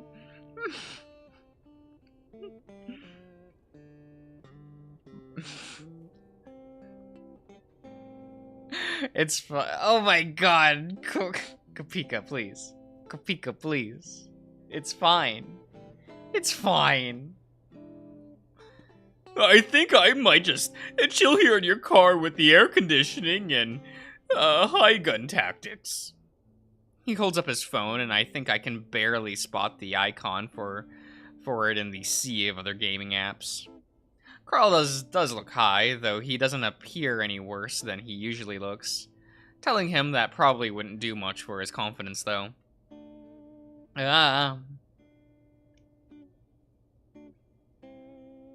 let him stay in the car. That's probably a good idea, all things considered. You gonna be alright in there? I mean, if you start to sober up, feel free to come and join me. I could always use a hand. I'm good, man. He scoots back to the car some, leaning it back. Wait, does he goes in with... Does he go in with you if you give him reassurance? I forget. I kinda... I always forget what decisions do what in this route. Because a lot of them are just for, you know... It doesn't change the route, but like it's for storytelling, you know. He gets out and you tell him to set up your camera. Right! Yeah, that whole scene. Right. I do remember. That's the variant I got when I first played this game. Because I was like, I'll reassure him, you know, try to, you know, I'll compliment him, right? You know, compliment the boy. He scoots back from the car seat, so I'm leaning it back. You got me up way too early to be hanging out proper like. Anyhow, I'm usually asleep until like 3 hours from now. You're usually asleep until 2 o'clock? Yeah. Jeez. Hey, don't judge me. You're the interloper here. I'm about to make a jab about where Carl learned a word like that, but reading his expression, it's evidence he isn't in the mood. And honestly, neither am I. I toss him the car keys, and they bounce gently off of the rotund bulk of his torso before he scoops them up off the floor mat. I'm heading inside and ask for permission to film, then maybe go through some files inside if they let me. Carl grunts. They should, like, it's all like public records or something. Except for the aliens that crashed out here in the 40s. That's still classified Agent Hunter. A pang of nostalgia shoots through me as I catch on to what Carl's referencing. A faint smirk tugs at the corner of his lips. When we were little, Carl and I used to run around the old church... in old church clothes and pretend to be G-men hunting for aliens. H&H, Agent Hendrix and Agent Hunter. Our parents got so pissed at us for playing in the dirt in black formal uniforms. Formal wear, sorry, but we were super into it. Carl even drew up a zine, a sort of documenting the make-believe adventures. Learned through trading card Look, just because half my vocabulary comes from trading card games does not mean anything. It does not mean anything. Let me tell you. It's fine. It's fine. I feel like me saying that in what is it, part 1 of I think Minotaur Hotel, or I got asked about it because of part 1 of Minotaur Hotel. Like that shit, I'm never gonna live that down. Just never going to live that down. Eventually, Carl starts getting really into superhero stuff and tried to segue our adventures into Superwolf universe. I didn't like Superwolf at all, and after an argument where I called him too fat to be a superhero, we ended our imaginary adventures. Now that's just rude, Chase. God, I was such a dick. Before I can say anything further, Carl's setting his phone aside and popping open my glove box. Do you still have those sunglasses? Oh man, no. Leo said he liked them, so I gave the pair I had to him. I do have a turquoise shell pair in there somewhere. Isn't that kinda girly? Carl gives me a sidelong look as he withdraws the aforementioned pair, holding them up to me. What? Guys can wear turquoise shell. It's not like they're polka dotted or anything. My mom wears these colored sunglasses all the time. I literally can't see these without picturing her. Tortoise? Oh, is it tortoise shell? Not turquoise? It's tortoise. I can't read. You all know this. Color, turquoise. Tortoise. They like the same. It's fine. It's fine. Wait, Josh's eyes roll up in the back of his head and he can read. Look, it's fine. It's fine. Besides, you just memorize how Yu-Gi-Oh cards are written, and you can just kind of glance at it and know what it says. Like, whatever. After 2014, cards are all written the same. What is it? Problem-solving card text, as they called it. That's what it is. Well, like, that's your personal thing, and no one else thinks that. He slides them onto his face. The rest somewhat awkwardly. They rest somewhat awkwardly on his sizable snoot, unable to settle in place neatly. Your nose is too big. Carl pulls the shades off his face and limply tosses them to the dash, leaning back into his seat with a long exhale. All right, well, do your thing. I'll be right here. Right. I'll be back soon, Carl. Yup. I turn, heading inside. Stepping into City Hall the first thing I notice is how dry the air feels, like there's no ventilation to speak of. It makes me feel like I'm standing inside of a real slow baking oven.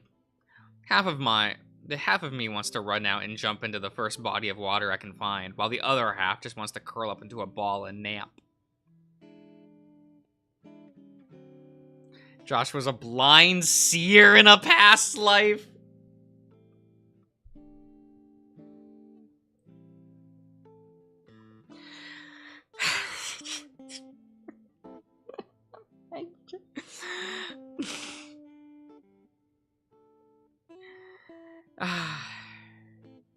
Okay.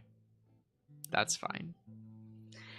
The faintest droning of a voice on his speaker is audible. It sounds like some sort of outdoorsy, huntin' fishin' podcast. Jace? Flynn's tail, leering form emerges from one of the doorways, a stack of envelopes in hand. We stare at each other for a few seconds as the reality of what we've done with one another is hanging pretty prominently in the air. Hey? He exhales, his demeanor shifting. His raised shoulders going more lax as his tail settles on the musty carpeted floor. What? He looks back through one of the doorways beside him, then back to me, his scaled brow furrowed. For a moment, my mind blanks, and I'm not sure what to do with my paws. It's really stuffy in here. Oh my god. Really, that's all you have to say? Flynn looks at me questioningly. The only people who work here are reptiles, so we keep the habitat all dry and such. His gaze shifts back to the doorway again before returning to me. There's something you want. I'm pretty busy. I don't believe that. I clear my throat, crossing my arms over my chest. Yeah, I was hoping to get permission to film around City Hall and... Oh my god, I'm choking. I'm not. I am. I'm not. You know. It's fine.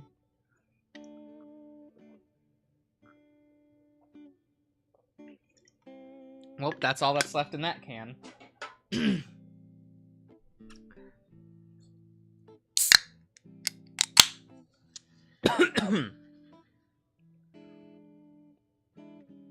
We're good.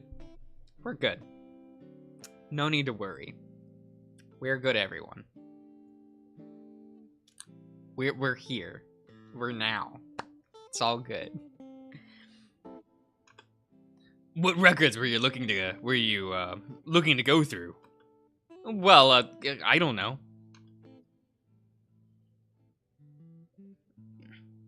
But when your voice cracks, it makes it sound like your bird noises.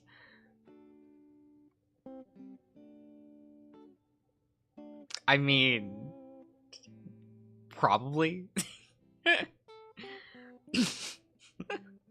mean, I wouldn't say that that's not rude. That's just like it is what it is. Like I squawk on occasion. Like it's fine. It's fine. Flynn stares at me with an discernible expression. I'm looking for anything I can use in my report. So you don't have parcel number or a date or anything? You just want to, what, browse? Well, maybe fair at the front desk, his tail coiling around the base. Do you have to mention the mic drop moment? The mic drop moment is so...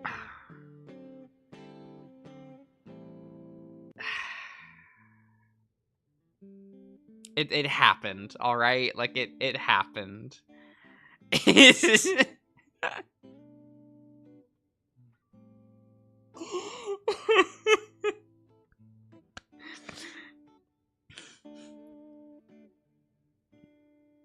Where's the mic drop moment? Ah, damn. I don't remember.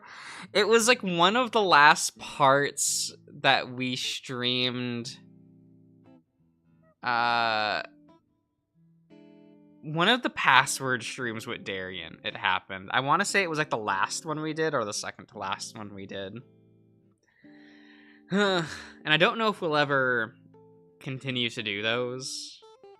Just because, like, now, like, I do stuff with the, like, when I go visit Darian, we now do stuff during the day.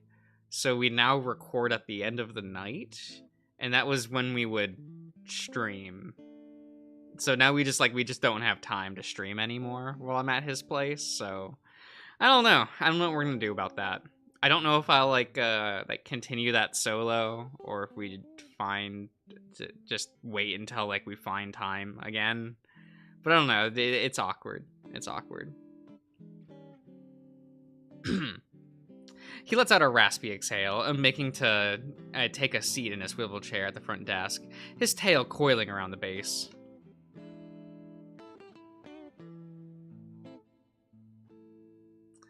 Alright, the reading room is off limits on account that monsoon season took a portion of its roof cover last year. I can set you up in the mail room with the what is this word? Microfitch? Micro... I don't know. I don't know what this word is. I don't know what this word is. Damo. Damo. A microvitch and a computer for the time being.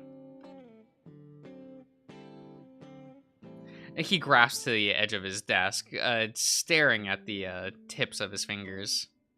I need to check with the mayor to see what you've all got access to. Flynn's about to stare. What is this? Stand up again. With another. When another Gila steps into the room. All right, she's here. She's slightly overweight and decked out in khaki shorts with a matching outdoorsy button-up top. Despite being outdoors, she dons a large sun hat, also khaki. Is it khaki? I thought that was straw. Wait. That's fine. That's fine. With a vibrant floral bandana around her neck. This must be the mayor, Flynn's aunt. I thought I heard another voice in here. I caught wind of her perfume, a strong sweet pea scent that seems to fill the room.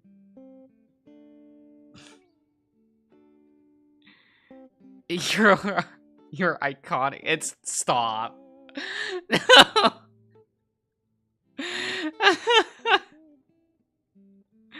Yeah, free reign to Squawk and Violet Memoir. I won't see it. True.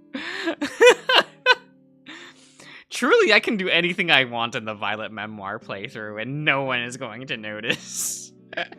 Except for maybe the writer. I know that he checks in on that playthrough every now and again. Her slitted blue-green eyes focus on me. It's almost like she's sizing me up. Are you from the grant committee? I pause, quickly shaking my head. No, sorry. She visibly seems to deflate. Her brow lowers and her eyelids drooping to a half-lidded lull. I'm Chase, Flynn's friend. I fucked him once. That's so. Another one, then? She looks over towards Flynn, who's currently rubbing his temples. He responds quickly. An old friend. Childhood. You've met Chase before, I'm pretty sure. Or at least seen him around town. She seems to think for a moment before a look of realization comes to her. Oh, I almost didn't recognize you with that thing on your chin. I most certainly remember you. I blink, reaching up and covering my goatee instinctively. You're the one with that was always appallin' around with that red wolf fella. Leo, weren't ya? A gay couple, right? I chuckle a bit sheepishly, nodding. Having spent the past 3 years at Pueblo, I'm not as used to people talking about me like this as I once was. Yeah, sort of. I mean, yes. She exchanges a glance with Flynn, who is looking a bit tense.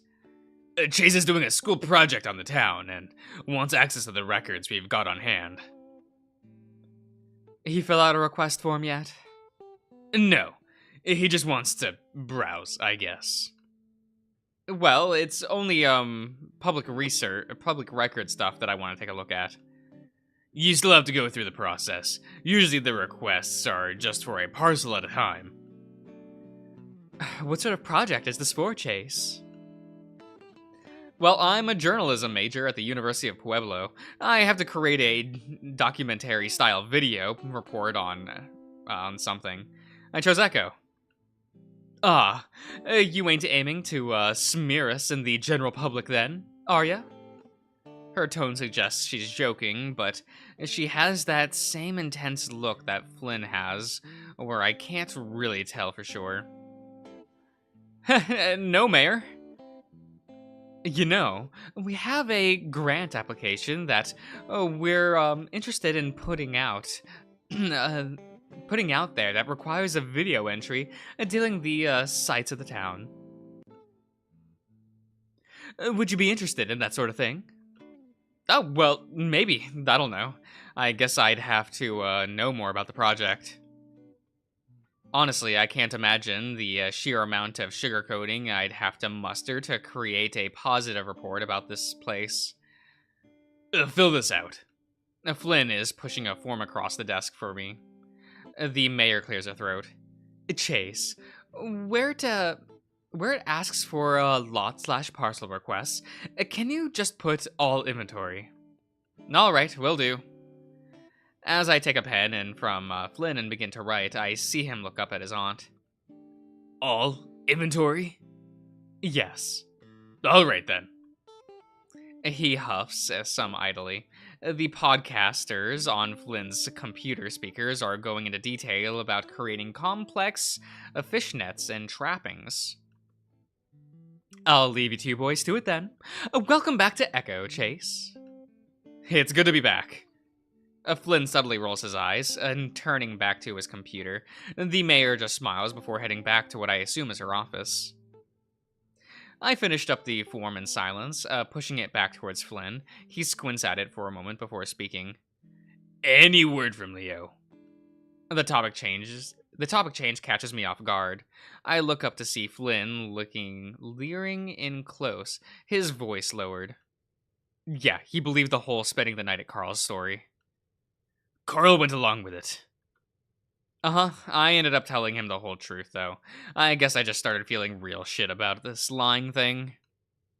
Flynn leans back in his chair suddenly, clenching his eyes tight. He opens his mouth like he's going to say something, but merely shakes his head.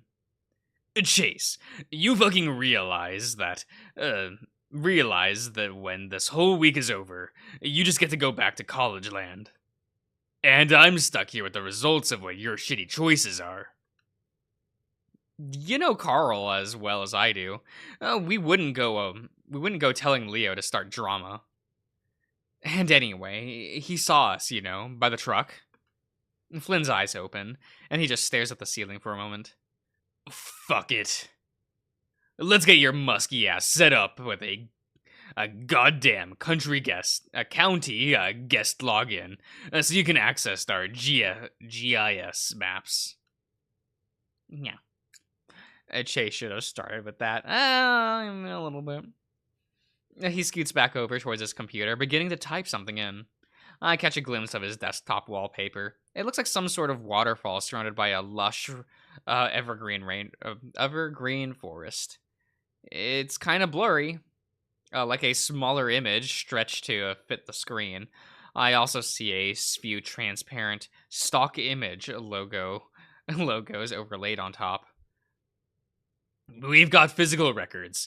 The real old ones stored in the mailroom. Though I wouldn't say the shit there is very browsable. Some religious historical society stuff came by 8 months ago and helped us archive a lot of it. They're all in the labeled manila folders along the south wall. Flynn turns back to the computer, pecking at the keyboard for a clerk. He's not remotely a fast typer. Is anyone else good at keyboarding? You know, does anyone else know how to like type the good? I have a friend who legitimately has to look at their keyboard and type letters one at a time because they never took like a keyboarding class. And I'm like, odd. It's just odd. Oh, damn, I forgot to ask permission to film here. Flynn grunts. Permission granted. Go do that while I get the fucking thing working. You can just say Darian's name. No, it's not Darian. He also took a keyboarding class. We went to the same fucking middle school, and it was required at that school. Like, I know that he can, like, type. Okay. Glancing back at the screen, I see incorrect password. 2 remaining entries before lockout flashes up. After looking at his keyboard, it takes me only a couple seconds to figure out what's wrong. Flynn? What? He snaps at me, and I can see his pointed teeth between his scaled lips for a moment. You have cap locks on. Flynn pounds the cap locks key with extra force before returning back to his typing. Thanks. Now fuck off for a bit. I stare at him, and I can't help but feel a little twisting sensation in my chest. I'm not sure if I expected him to treat me differently after what we did, but I definitely didn't think he'd treat me worse. I try to think up something to say to make this right, to make sure it's not awkward as it seems to be getting. Yet, the longer I sit here, the more uncomfortable he seems to get. I guess I'm just literally leering at him with a creep right now. Fuck. I get up and head out, deciding keeping my mouth shut is the best course of action for the time being. Okay, I will be back in a minute. I'm going to get a cup of ice. You know, it's a little hot right now, and I would like my drink to be chilled. Because, you know, I'm a loser. I'll be back in a minute, guys.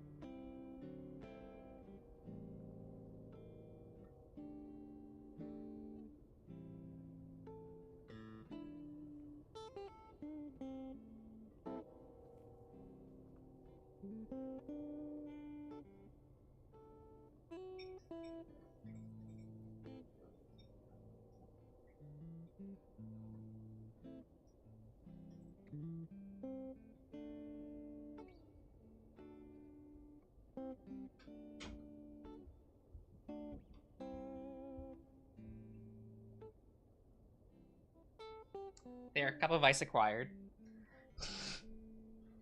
Eat the ice cubes? No! God, what do you take me for? Serious?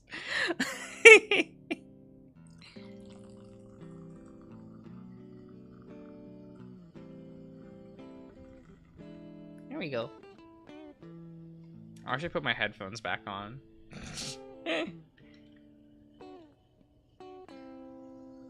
It's fine, guys. It's fine. Eto. Eto. The gravel parking lot makes it difficult to adequately line up my shot. Everything ends up looking slightly crocked. I know I can probably fix it all in post, but that's more work for me than I'm looking forward to. Carl, meanwhile, has his eyes glued to his phone. It looks like he found a pair of earbuds, because he's got those in too. Refocusing, I take stock of the footage I've got from here so far. The midday sun means that my recordings are all pretty much well lit, but I can't help but think that a sunset would be more symbolic. Maybe I'll come back later, I don't know. My phone vibrates in my shorts. Grabbing it, I see I got a few messages from Leo. With Jenna and TJ playing football.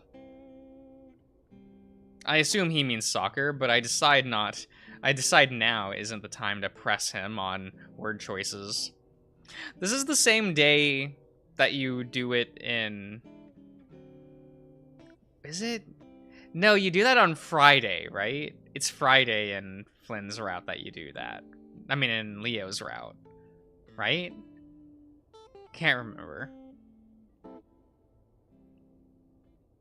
I don't think you've ever read Crooked.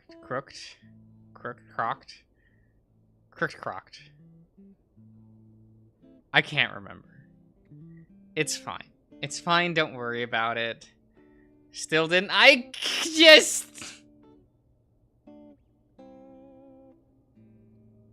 I'm just gonna put a piece of popcorn in my mouth. We're gonna sit here, have a good time. Chat with Leo. But I decide now isn't the time to press him on word choice. It sounds fun. Filming with Carl and Flynn here. I need something else to razz you over, so you don't fuck up quickly, quietly. Look, it'll happen one day. I slide my phone into my pocket, unlocking the trunk of my car so that I can start putting away all of this equipment. Huh, a quick response for someone playing soccer. Upon checking my phone, though, the message turns out to be from Carl. Get back to work. No texting. Okay. So this doesn't happen when you decide to be a girl boss and get him to like do labor for you, right? It's kind of cute. I look over to the trunk hatch to see Carl's smirking muzzle, his chin buried in his hoodie.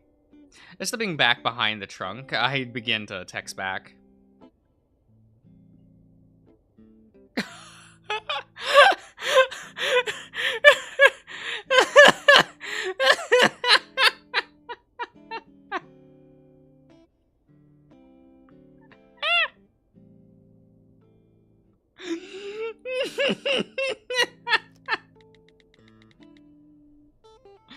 I hope the AC breaks in there.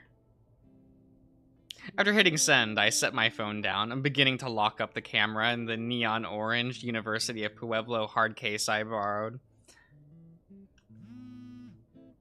Another message from Carl. I hope your hymen breaks in there.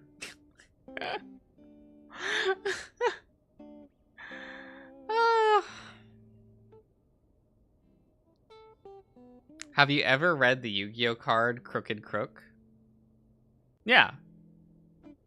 Crooked Cook, yeah.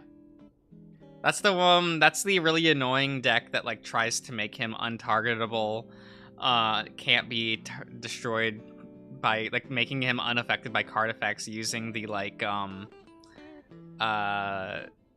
shark engine to like to make it like a towers unit, for lack of a better term. I don't know. I've only ever played that against that deck once, and I had a kaiju in hand, so they scooped. was fun. What the heck is that supposed to mean? What? I finished packing up everything and shut the trunk, waiting for the next response.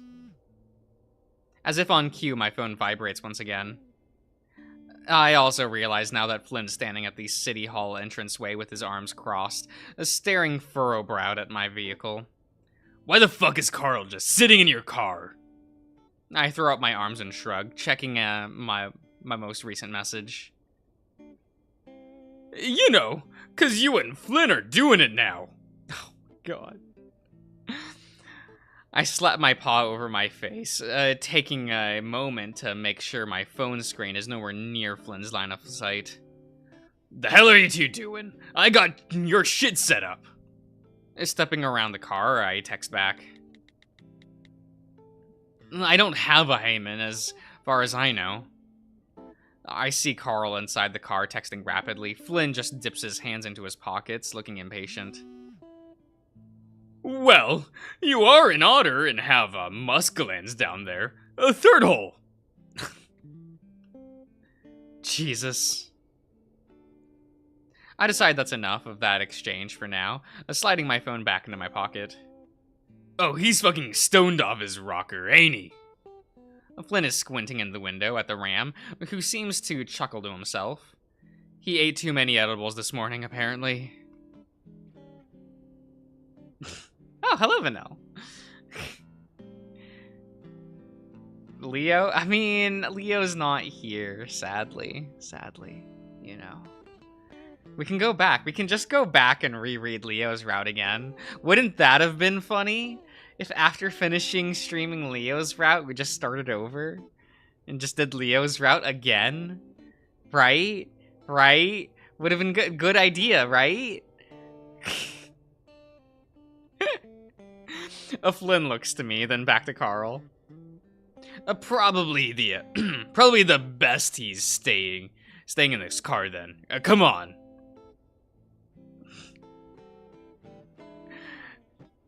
I've been here since you tried to say the word. Oh god.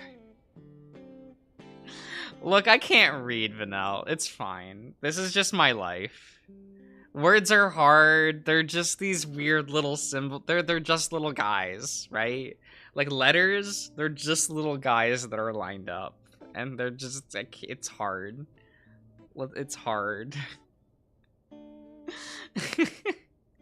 He turns, heading back inside. I follow, catching a glimpse of Carl smiling to himself before going back to his mobile game. Ah, good, good. Flynn leads me through the narrow hallways, the ceiling laden with visible old piping, and the walls covered in dents and scratches. Eventually, we turn into a colorful room that looks like a mix between an old post office and a kindergarten schoolroom. Alright, like I said, archive files are in the back, along the south wall. The computer's in the corner, is logged into the city, in the county's GIS viewer. Maps and shit, basically. He points to a cream-colored computer that must be from around the early 2000s by the looks of the... by the look of the make... by the look of the make. The make? Dust visible on top of the tower. Oh, so like, where the native burial grounds and that sort of stuff are. Flynn crosses his arms, looking back down at me. Yeah, no.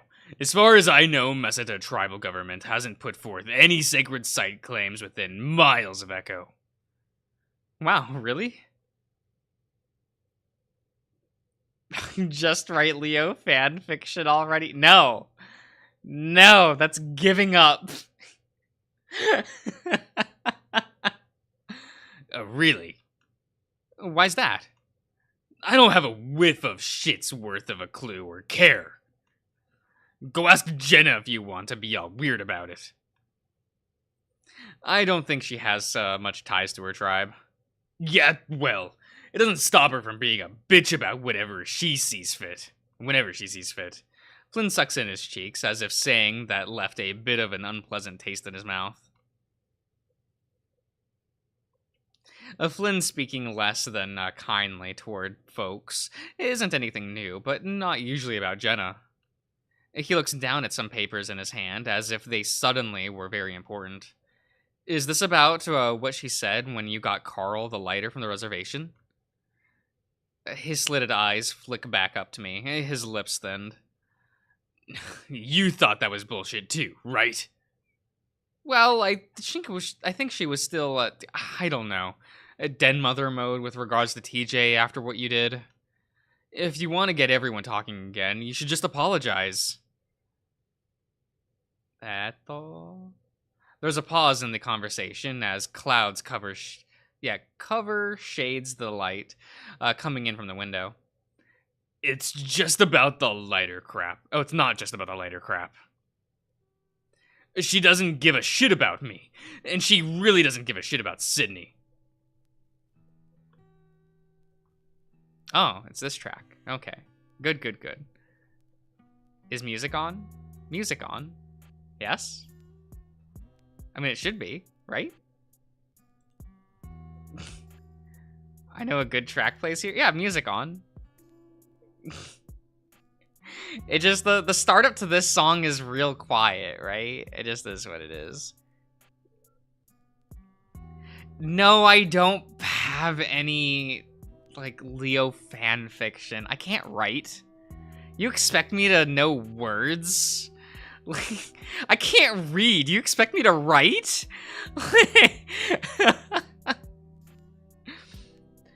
That's why I have drawings of Leo, you know? It is what it is. Like, is what it is. I blink. I'm still amazed at how much his name is being mentioned after all these years of silence on the subject, especially from Flynn.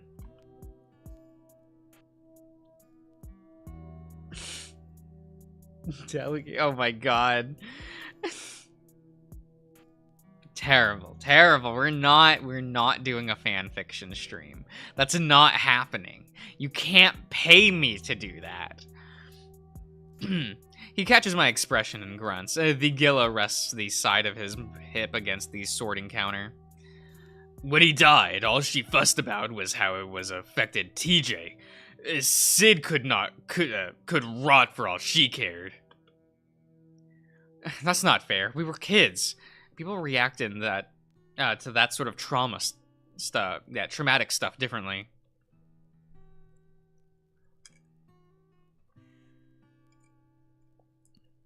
Yeah. Who is this Darian? Oh, Darian's my co-host on my other channel. Like for certain playthroughs, he's there. Just so I have someone to, bounce off of, people like that sort of shit. Maybe helping TJ is what kept her occupied. Oh yeah. Remember a few months before it happened, when all that shit was going on with Sid's dad? Oh, I never forget about Sydney's dad.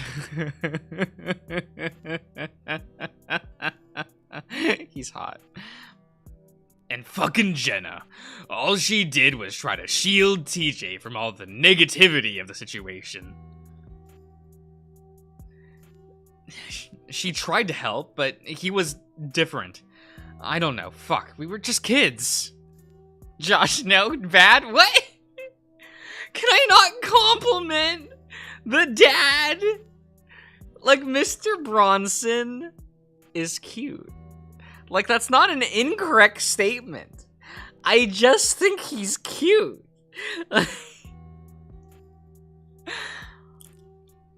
No, she fucking hated Sydney. Carl hated Sydney. Leo hated Sydney. TJ would never fucking admit it, but he hated Sydney. And you. You hated Sydney. Only a little bit. He looks me in the eyes now. I'm quiet for a moment, trying to think of what to say. Flynn, meanwhile, just looks expectant, is seemingly waiting for me to blanch and try to defend myself. Sydney? was an asshole. He raises his chin some, his crossed arms seeming to squeeze more tightly over his chest. Yeah, so am I. No, not like him. Nobody knew him like I did. You said that before. I mean, you said that, but that doesn't mean the crap he pulled on us. On TJ was in any way justified. I'm pretty sure he genuinely enjoyed watching people get hurt. Flynn stares slack-jawed before quickly gritting his teeth. He liked wrestling. He liked pirates. He liked pulpy adventure shit. But he did not like hurting people. TJ cried every day, no matter what. He could see a dead fly on the windowsill and start bawling. And you all would drop everything and come rushing to his aid, scorning the shit out of anybody who didn't. We couldn't make jokes, we couldn't tease each other, we couldn't roughhouse, and we couldn't even fucking swear without TJ getting upset. It isn't like we could just hang out with someone else. This is Echo, and Leo is fucking dead set on keeping the group together. Though now the group for Leo essentially consists of 2 members, your ass and his cock. I frown deeply. Before I can interject, he continues.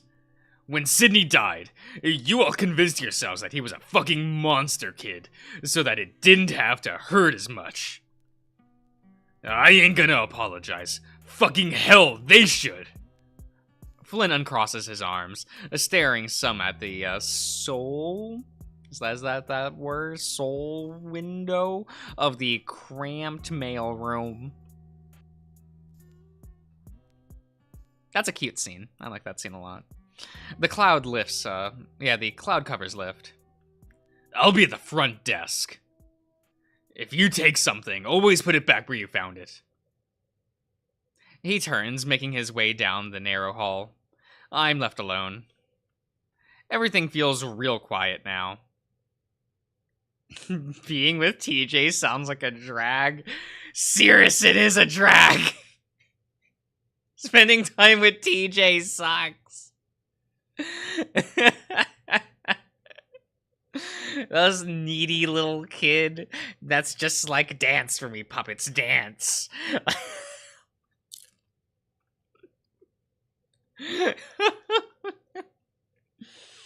Oh, I almost wish the game played up him being more of like a supervillain. Just saying, would be fun. Everything feels really quiet now. A weird sort of solace amidst the shelves upon shelves of Echo's history. At least he's cute. Is he? Is he cute? I don't know about that one. I realize he's like aggressively not my type visually. I'm not one to go for like the more twinky ones, I guess. Like, I'm surprised how much I like Chase of all characters. Like, that's probably as twink as I'll go. And even then, I like to imagine he's a little diet chunk, when I know he isn't. I mean, that's why I like, that's what's really cute about Dave, right? In Password. Is like Dave's a little diet chunk, and that's really cute. That's real cute, you know.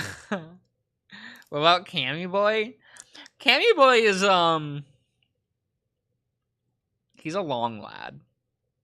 He's a long lad. He's not small. He's got like a thinner frame, but he's a he's not small. He's just a little slimmy boy. He's a little Slim Jim.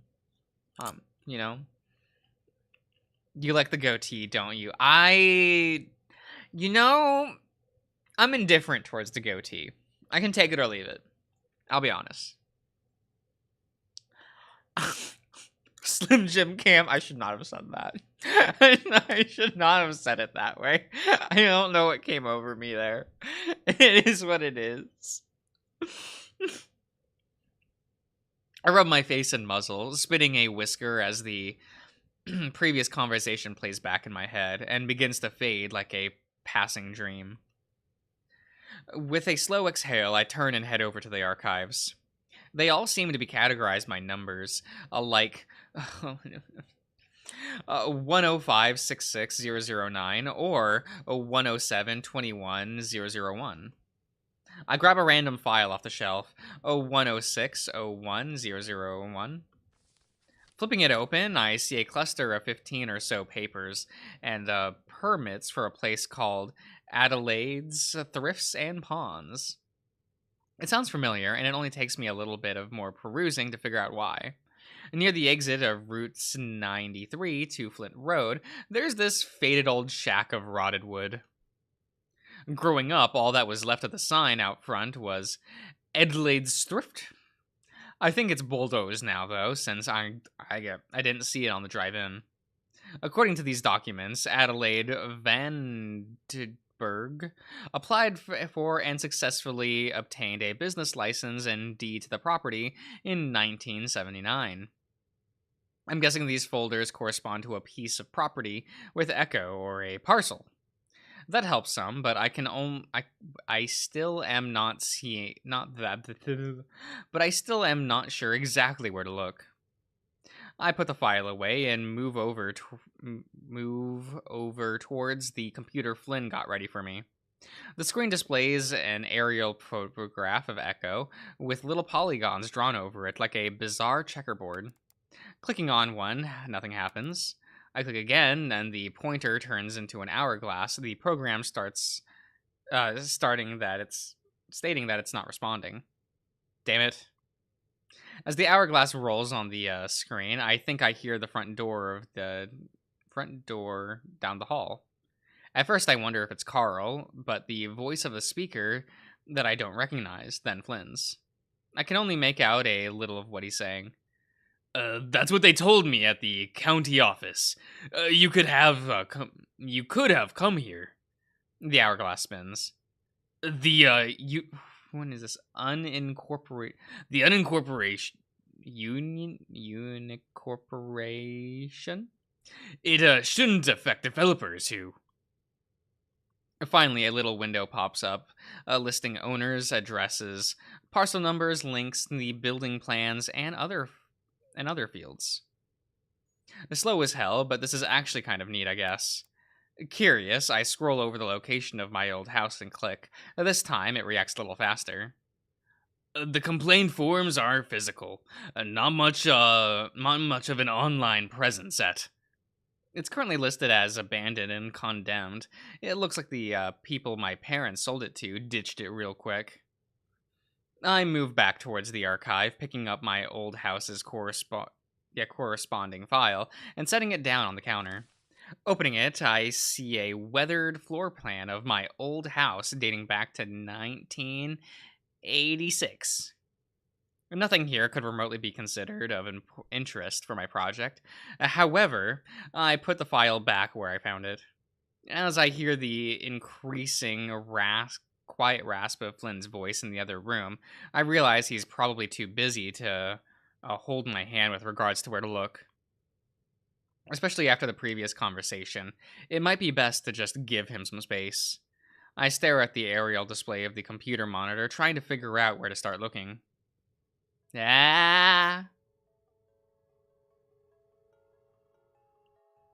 can just, you can click through all of these, right?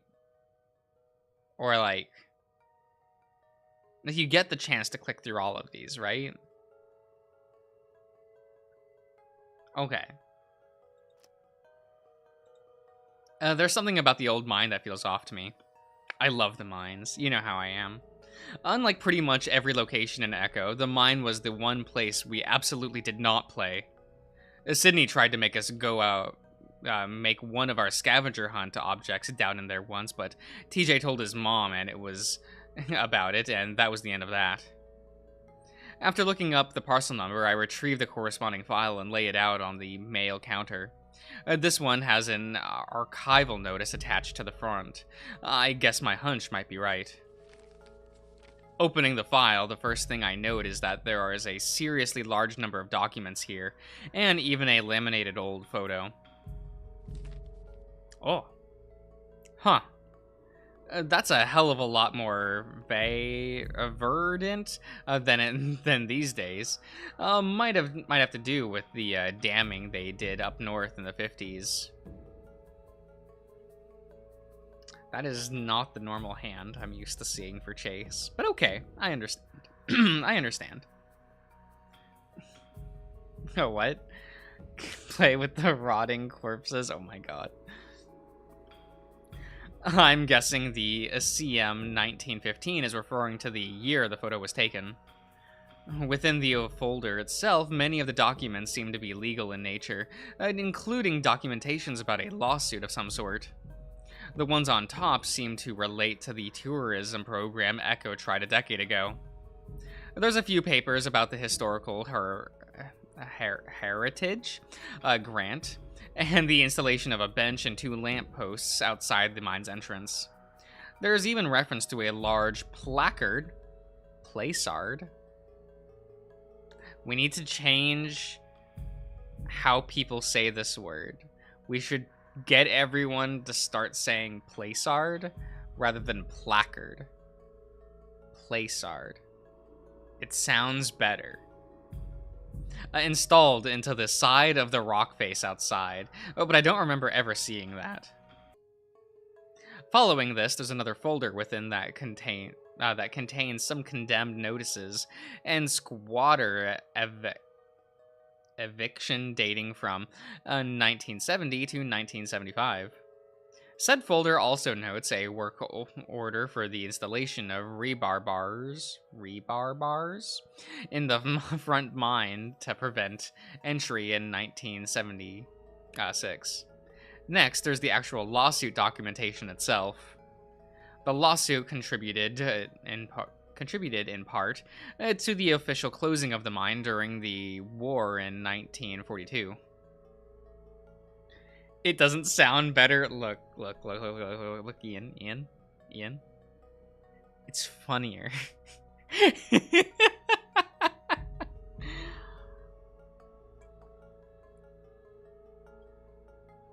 And that's what matters.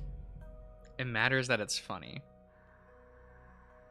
The working conditions were abysmal, and the owner of the mine was also heavily involved in town government, so there were corruption charges.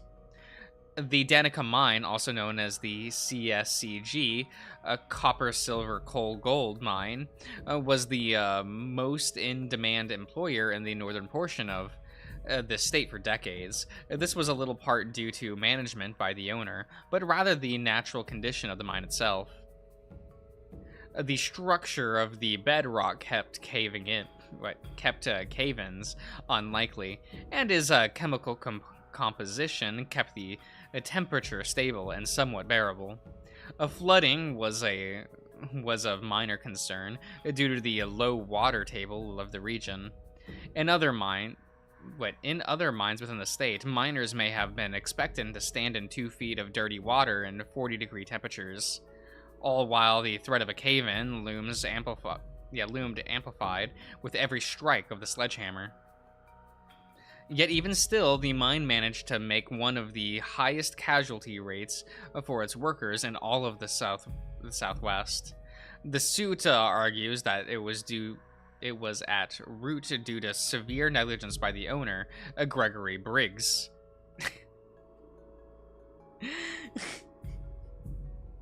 It's fine. Miners were required to buy their own tools, including candles, sledges, picks, stakes, and even dynamite.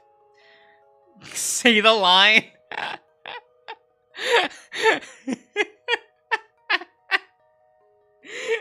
Look, it's the best line in Smoke Room. Just him walking out into the lobby and shouting, "Your daddy was better." Like, it's so good. It's such a good line. It's so good. Their wages, however, were much like where am I reading? I'm now lost. Were of such a little amount that many miners must have been forced to choose between having these tools, or and their family being able to eat that week. Many chose the latter, as most men have who moved to Echo did so with the explicit purpose of being able to provide for said families. Briggs's operated the mine under constant fear and worker unionization, for constant fear of worker unionization, to a surge. How is this word pronounced? Excuse me, I do not remember. That's fine. He hired an incredibly nationally diverse assortment of workers.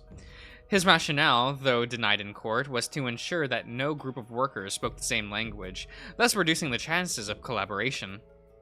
For better working conditions or wages, this preventative action was particularly heinous due to the nature of the work itself. Communication was crucial, especially in the low light conditions of the lower depths. Despite the language barriers, miners were expected to coordinate dangerous group mining procedures. For example, for a standard ore extraction, our miner would hold a spike to the mine wall, while another miner swung the sledge toward the spike. With low light sources being scarce, this meant that the risk of striking the other miner with the sledge was a constant risk, and something that occurred with some frequency. Many miners were crippled from blows to their paws or arms, and then once fired were unable to support their families. This led to several notable starvation incidences within the town. The lawsuit documents also included referring to a brief riot in 1915, where a grisly murder took place within the mines itself. Never heard of that event. I make sure to write summaries of all of this information down on a blank sheet of printer paper before putting everything back. It's the sort of crap that makes me glad I live in the age I do. I don't think I'd make a very good miner. I bet Josh would hammer Benny Boy if he could.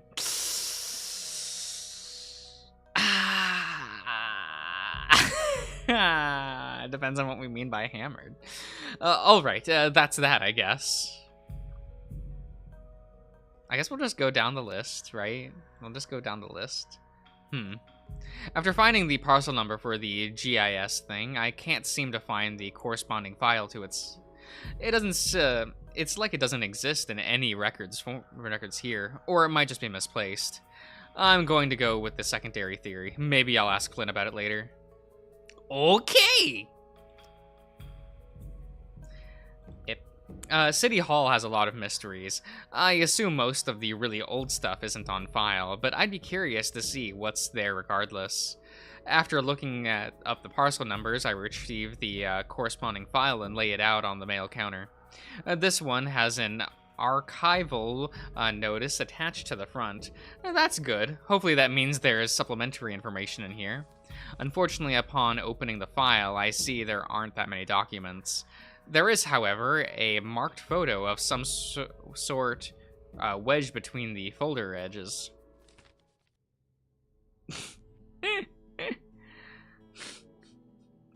At least two exist. Whoa. If that is really the date of the date of origin in the top right corner, this photo of these guys was taken at City Hall 100 years ago. Quifford Twibbits. Yeah, it is Quifford. Whittle come guzzler Twibbits.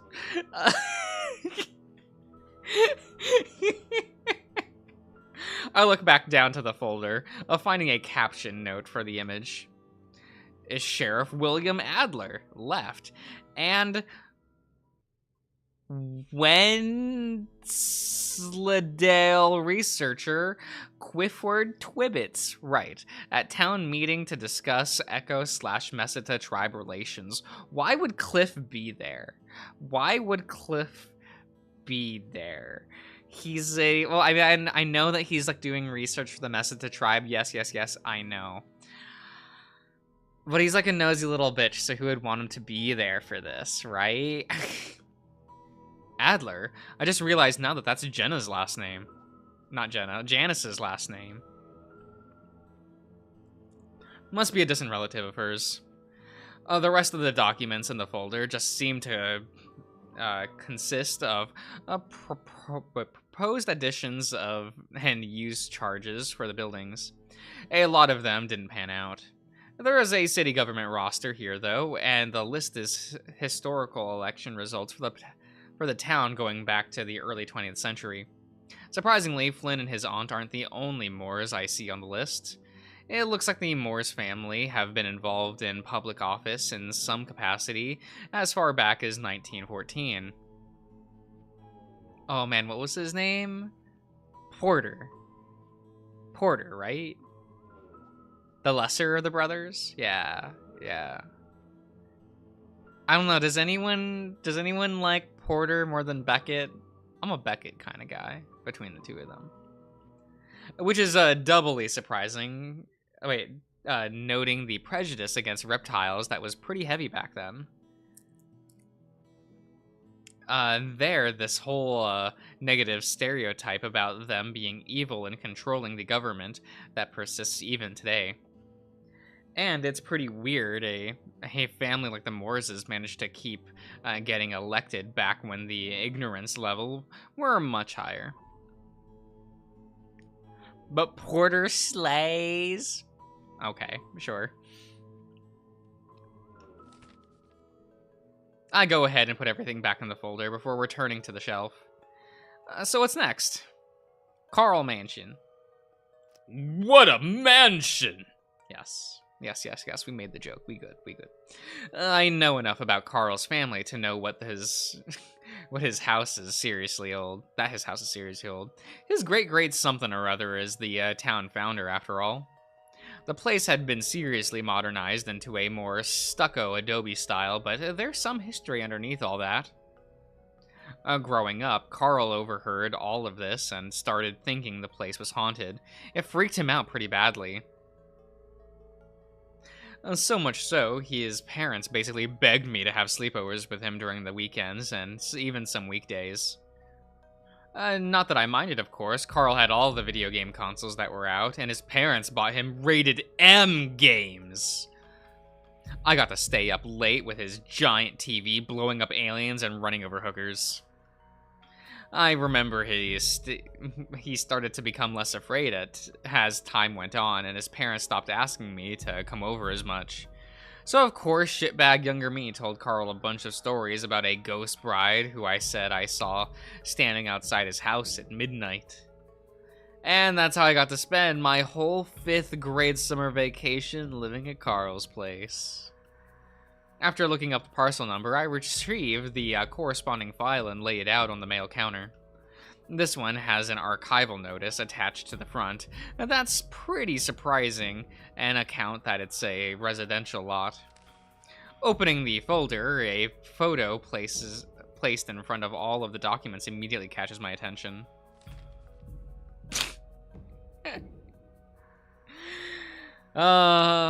Yep.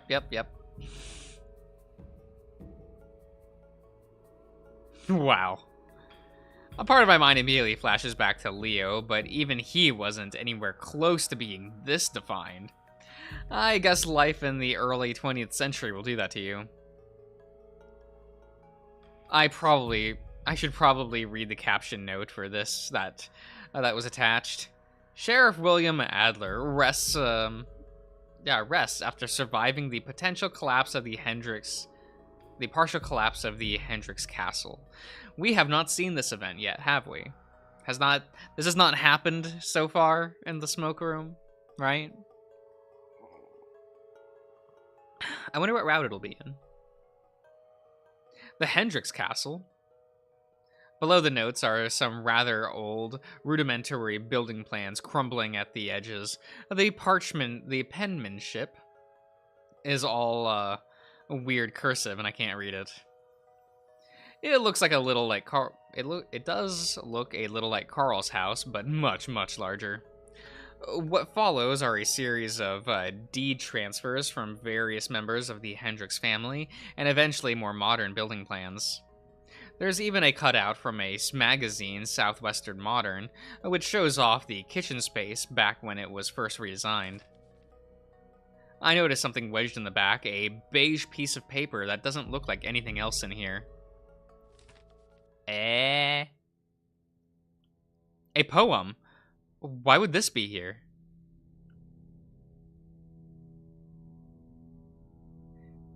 Embrace of these lands. Boik?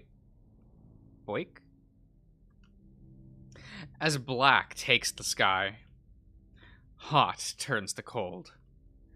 The safety of ignorance. From these, spectries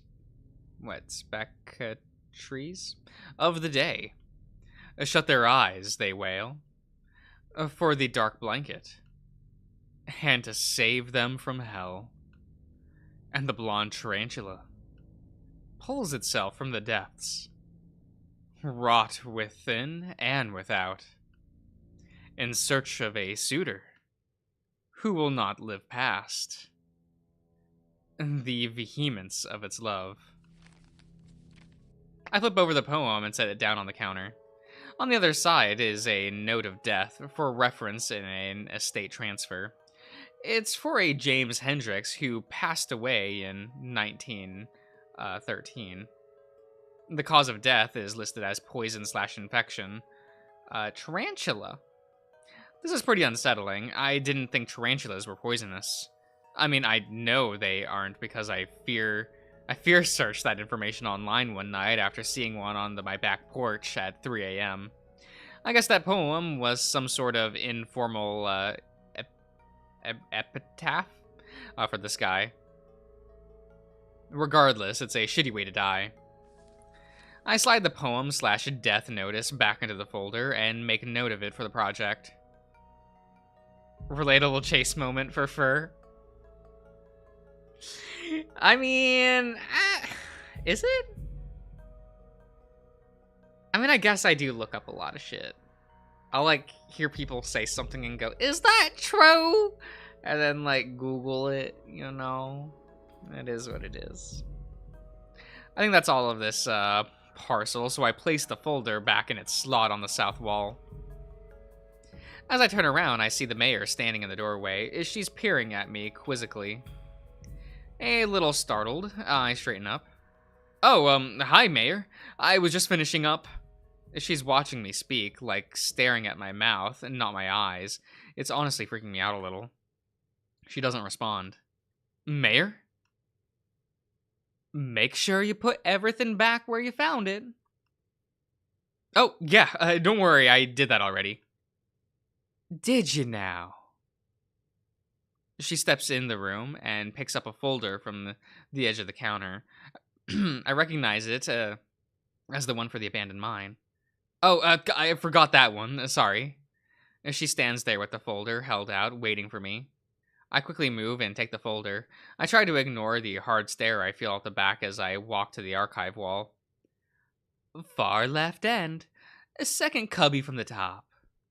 Oh, thanks. I didn't, It looks like Flynn's about ready to take off.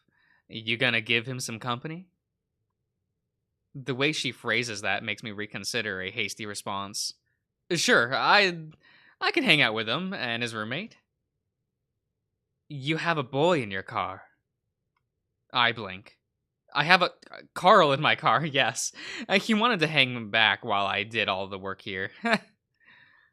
I feign a chuckle, though not very well. I've never been good at that whole smiling with your eyes thing. Carl Hendricks? Yes.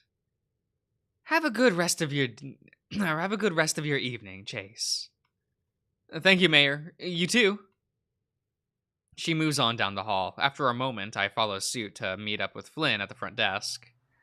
That's fine. That's fine. That's not weird. That's all fine. Right?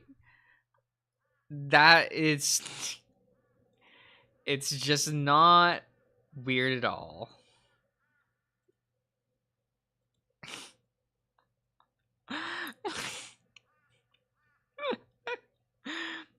Dude, that's skeevy. After that, she just walked out of her office and shut the door, like almost slamming it. Maybe she's not a fan of you queer types. Carl puts on a southern drawl for the last bit. I step out of the car and pop the trunk, moving to gather up my equipment. The sun is starting to get pretty low at this point. That's not really any tall mountains in the east, so Echo's sunsets tend to last a while. Maybe, but she seemed alright with Flynn. Carl followed suit, though his eyes are still glued to his phone. I can't get over the whole "there's a boy in your car" bit. Yeah, she seemed kinda, I don't know, weirded out by me or something. But she wasn't like that when we met. She was pretty cordial. As I shut the trunk, I spy Flynn's trunk parked behind the house, as well as what looks like a faded yellow moped. Moped, not mopes. Moped. Random different lighting moment. It do be that way sometimes. It do just be that way. I'm assuming that that one is his roommate's. Huh. The Ram shrugs. You are kind of weird. Maybe you did that staring thing you do sometimes. I blink. The what? Never mind, man. I frown. Carl looks up from his phone long enough to catch my expression. I'm just kidding. Just make fun of Flynn's whole dressing you down back at the river. Carl smirks. His eyes are no longer glazed over, and it actually feels like he's looking at me rather than 1,000 miles away. We make our way up the front door, Carl tapping away at his screen. Hard to imagine my house was even bigger back in the day, though. My parents already have more rooms than they know what to do with. Like, we've got 3 spare bedrooms, right? But we never have any guests or anything, so they don't get used and just gather dust and stuff. Do your parents make you clean them?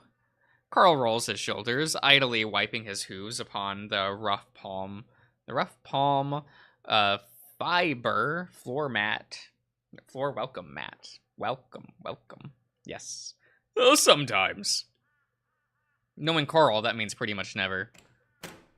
Once inside, the familiar hot, stuffy climate hits like a warm blanket thrown around me. What sounds like some sort of lo-fi hip-hop is playing in the background, from what I assume is Daxton's room. The interior is dimly lit, with the exception of a bright white light coming from an ajar fridge. Daxton stands next to me, holding a block of pale cheese. Is this what you need? The salamander seems to be peering at us expectantly. No. He raises a brow ridge, craning his neck to look past us. Talking to Flynn. The Gilla's large self steps out of the laundry room beside us, looking to Daxton. Oh, sorry. Carl gives me a sidelong smirk.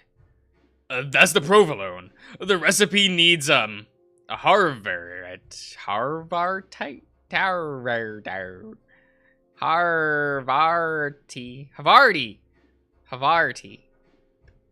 I got there.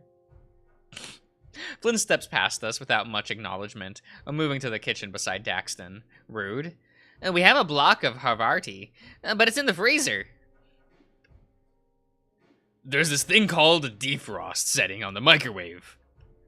Yeah, but you left the fish you caught on top of it. The pack is sealed. That shouldn't matter. The whole freezer kind of reeks. Like I said, the package is sealed. That shouldn't matter. With a shrug to Carl, I move in and set my equipment down next to the kitchen island. I take a seat at one of the wicker-topped bar stools.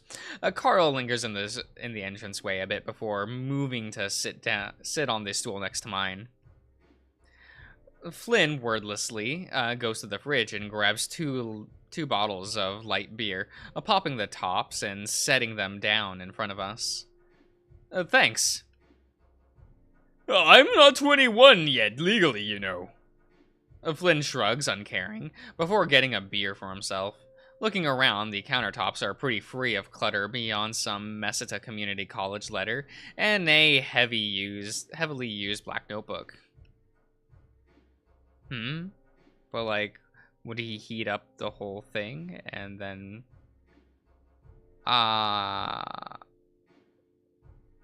I mean, I assume you would just put it in the refrigerator at that point, right?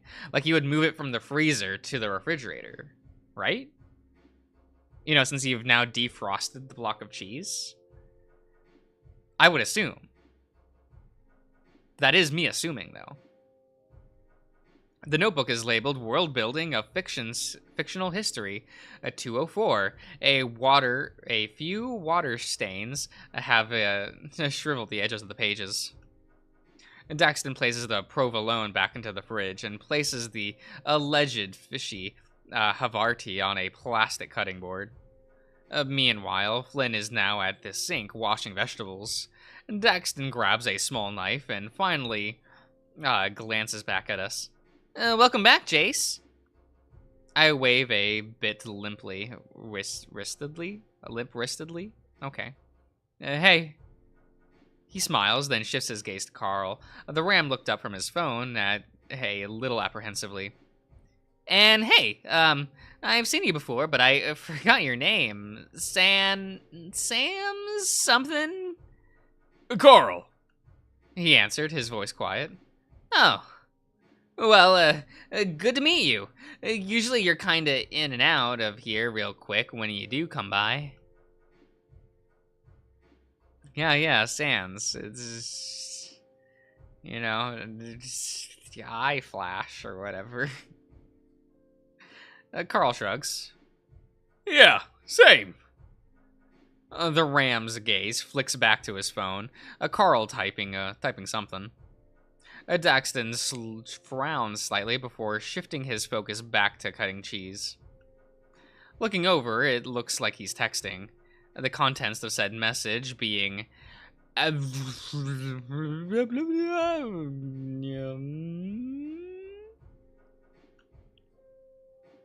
Carl. Flynn looks over his shoulder, scrubbing at what looks like a cucumber. You got your outfit picked out for the interview on Saturday. He's wearing his iconic hat. I am going to reach through the computer and lightly slap you, Crush. I'm just...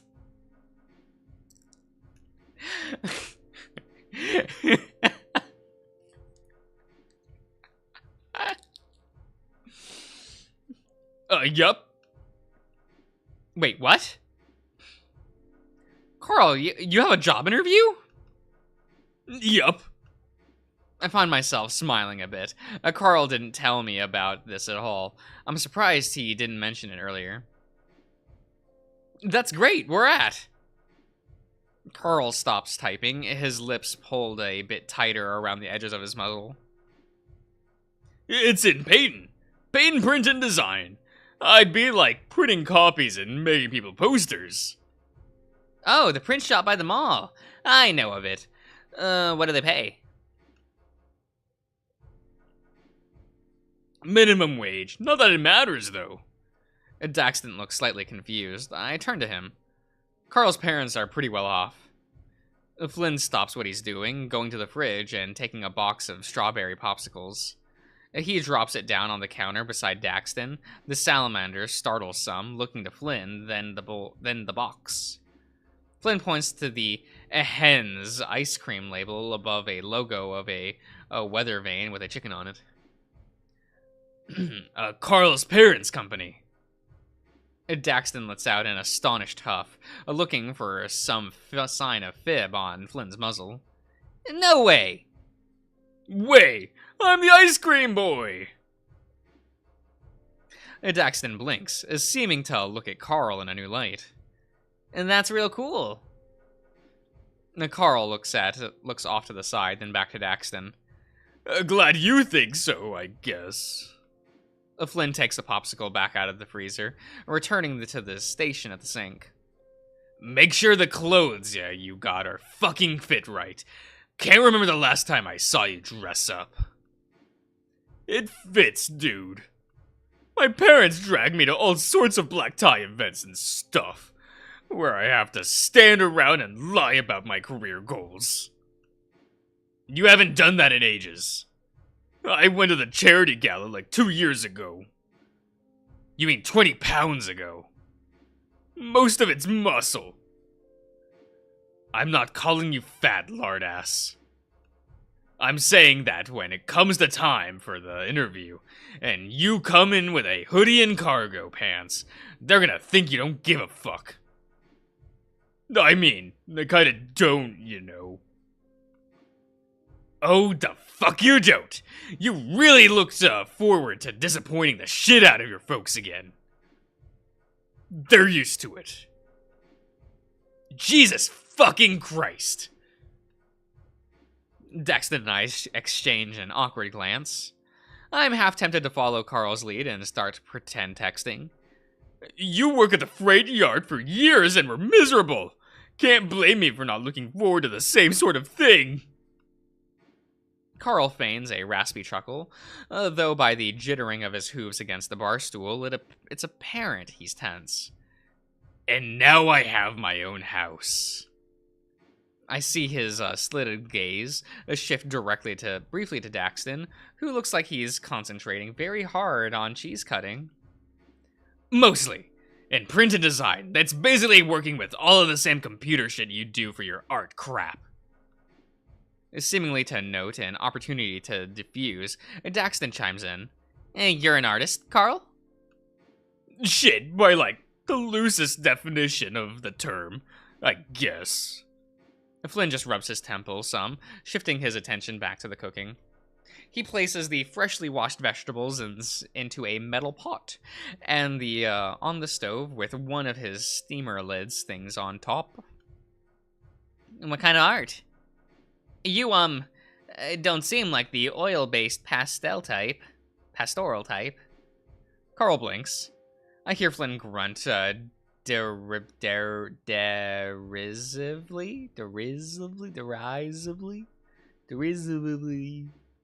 The clicking of the stovetop audible as he turns the nozzle for the gas. His heavy tail flicks behind. Oh my god. I'm gonna take a drink real quick, guys. It's fine.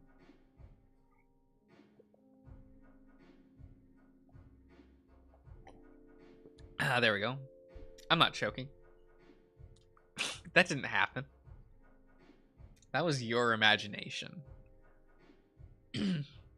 His tail flicks behind him, lightly slapping the floor. I realize he's trying to get my attention, his eyes meeting mine, then moves to Daxton, and finally flicking to a textbook by the dishwasher. Art History 101, fictional perspectives and fundamentals. Glancing back, I think I see the corner of Flynn's mouth twitch up at me before he turns back around at his pot of vegetables. It's still kind of weird seeing Flynn in a work outfit all the time. In high school, he was more of a jeans and jacket kind of guy. Well, we didn't get to see that now, did we? We got to see portraits for, like, everyone fucking else. Except for Flynny Boy. I guess we didn't get to see TJ, right? You read historical as fictional? Fuck, did I really? Historical perspectives and fundamental.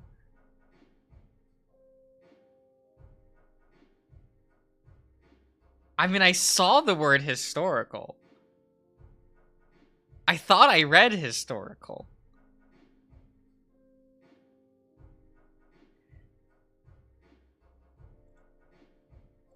we're just gonna move on. We're just gonna, my brain, it do be that way sometimes. A southwestern rockabilly who didn't like rock and roll. His work slacks are pretty baggy and definitely hid the definition of his legs. Flynn's got a V-shaped physique, though, and through and through, narrow calves and thicker thighs and a sizable rump. Yeah, everyone always exaggerates that, right? Everyone in this fucking game is like, the Gila with the huge ass. Even Brian. When he bends forward a little, I can see the outline of it all. The lewd side of my mind is starting to wonder if he's doing it on purpose. But why would he, after what he said this morning? Pastorals! I'm not very good at backgrounds or anything. Portraiture, then? Very snazzy stuff, that. The salamander smiles at Carl, showing his rounded cheeks.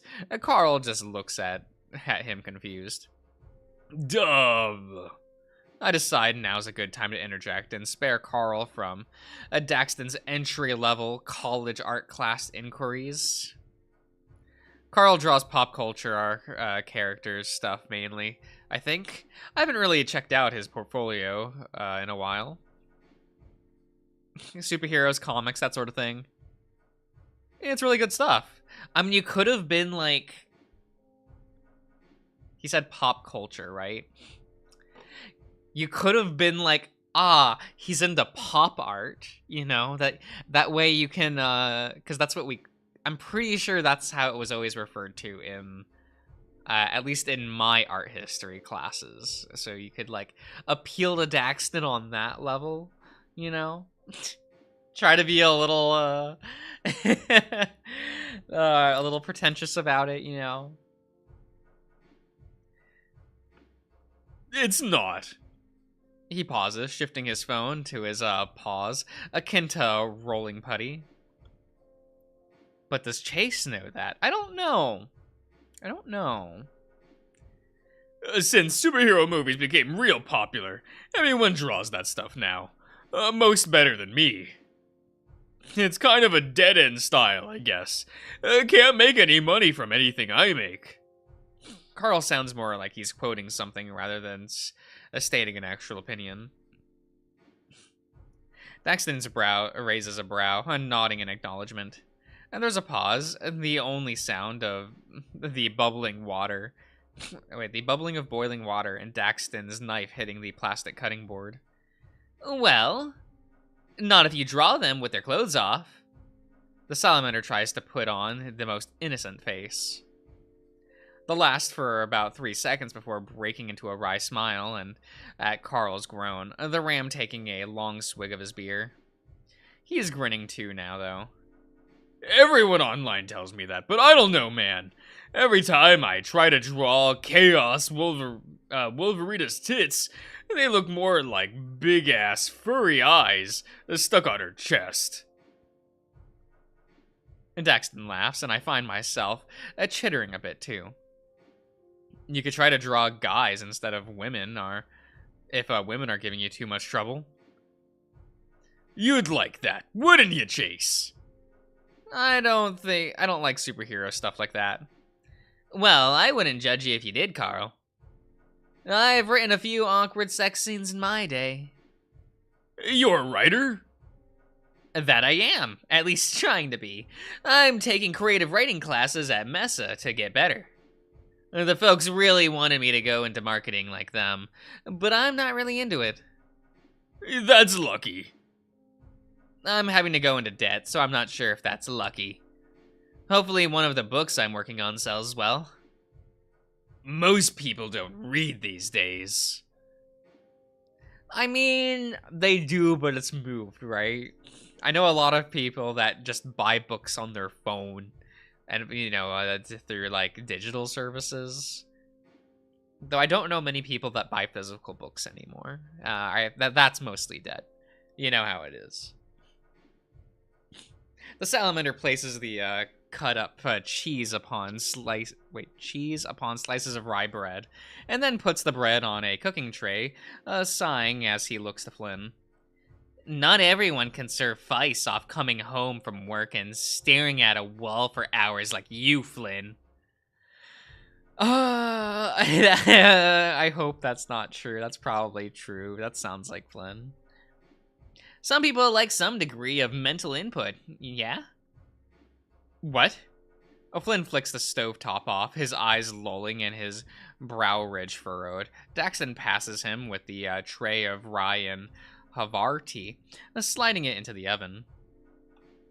You call the shit you write mental input? The Gilla stops what he's doing, squinting at Daxton. Did you defrost the Havarti, or did you seriously just spend the past 15 minutes cutting into a frozen block of cheese? This side of the house is like an oven, with the Habistat running like this. The cheese warmed up on its own after a while at room temperature. Flynn throws up his hands, visibly exasperated. It wouldn't have taken you 15 damn minutes to cut a few slices of cheese if you just defrosted it. Are you in a rush or something? What do you mean about him staring at the wall for hours? The salamander looks standoffish now, his arms crossed. My question seems to have been ignored. Might be. Daxton? What sort of stuff do you write? Oh, you know, porn. Surprisingly, Carl is the one to butt in this time. Daxton turns, getting out some plates. Mainly sci-fi stuff and fantasy.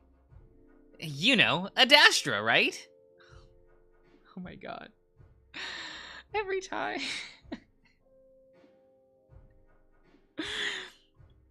Carl takes another drink of beer, rubbing his beard in thought. Sort of. I don't really watch it myself. It's the space exploration starship show from the 60s with the sexy aliens. Let's go back to Adastra. Back to the stars. It's basically Star Trek, so he's valid as fuck. I don't watch Star Trek. I don't know what that show is like. Like, I've probably watched 5 episodes total of Star Trek my entire life. Like, I don't know. Daxton snaps his fingers. Yes, that one! People draw a lot of porn of them. It's like Adastra, but Star Trek, is it? It's real good. Is it real good, Ian? Would you recommend Star Trek? Will I be in for the same disappointment as when someone told me to watch the Star Wars franchise, and I relented and watched the Star Wars franchise, and I just thought to myself, this is some of the worst Trek I've ever seen in my life. But hey, Clone Wars was pretty good.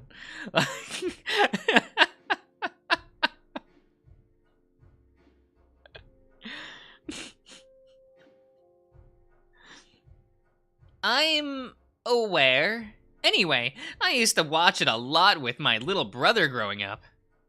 I got into the whole peace in the cosmos through science thing. Something fierce. The stories for each episode were based on real science. Sure, buddy, sure. The salamander finishes setting out the plates, bumping his fists together and smiling a bit sheepishly. I'm taking a few physics and engineering courses at Mesa to try and better understand, all for my writing. Makes sense. I'm also really like the whole diplomacy part. The ultimate goal of all first contacts was peace and learning. You don't really see that much anymore. Diplomacy has failed. What was... Was that also a line in Wonderful 101? I think it was. I can't remember off the top of my head, though. Yup.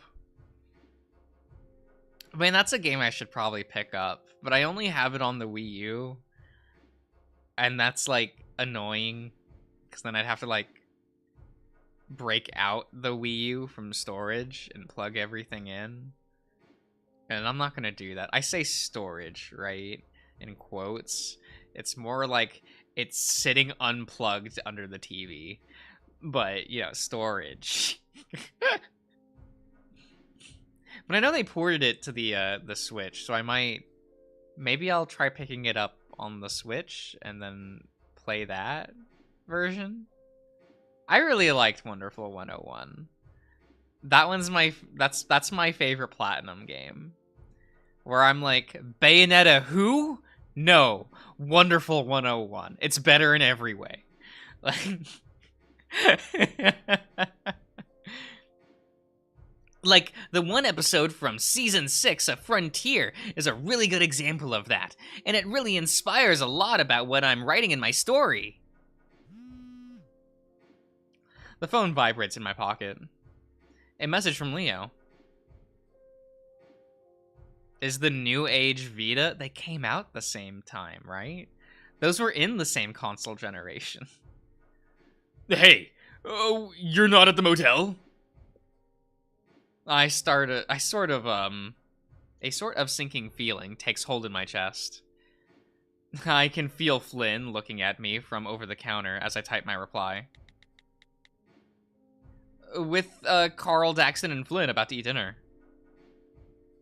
When I look up again, Daxton is still chatting away with Carl about Adastra episodes, but I'm not really paying attention anymore. He's serving up the steamed vegetables and the fancy cheese bread, fresh from the oven. And the bread looks a little burnt around the edges, but maybe it's supposed to be that way. Wait, what? Yeah, wasn't that around the same... That was the same console generation, wasn't it? Wasn't that around, like, 2011? Like, 2010, 2011? That was around the time, like, the Vita came out. Am I wrong? I thought that was the case, but, you know. Of course you are. Leo. My fingers reflexively squeeze tighter on the phone. Flynn quietly walks around the counter, stepping behind me to look over my shoulder.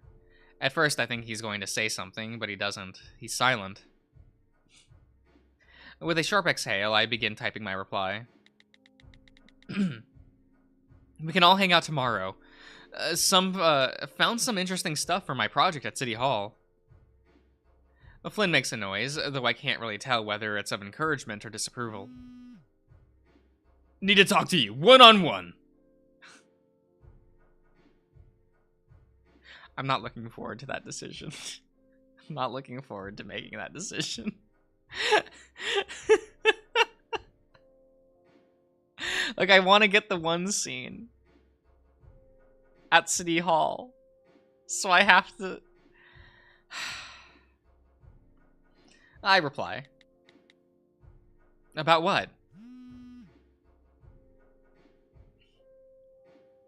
Leo responds almost immediately. You know exactly what. You can save and pick it, but reload? I mean, I can. It's fine. It's fine. At this point, I realize Carl's looking over my screen as well. I'd call him and Flynn both out for being rude, were this any other time. Daxton, meanwhile, just looks at us with a concerned expression on his face. What's up? I didn't realize the Wii U was that old. Well, yeah. That was the, That was the... Oh god, what am I... I'm blanking. That was Nintendo's, like, console during, like, the 360 and PS3 generation, right? Like, for the most part. Like, it was offset slightly. Like, we had the Wii for the first, like, 2 or so years. Because it, like, overlapped. But, like, I don't know. Maybe I'm remembering wrong, but I remember it being that way. I don't know. Don't worry about it. Carl and Flynn both look at me expectantly as my thumb hovers above the reply button. Should I even respond at this point? I have no clue how he could have found out about Flynn and I, if that truly is what he means. Leo's never really been good at getting this point across through text. He failed many an English class growing up.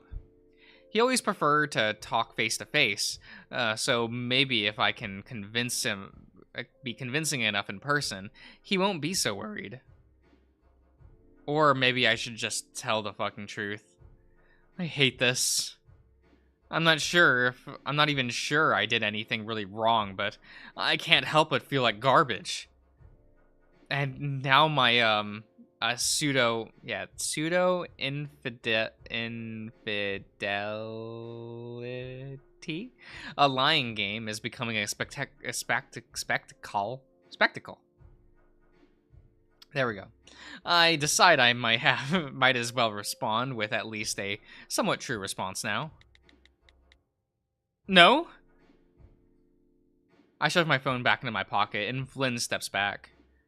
This is so fucking stupid. Carl just looks at Flynn with a flat expression. What? Carl shrugs.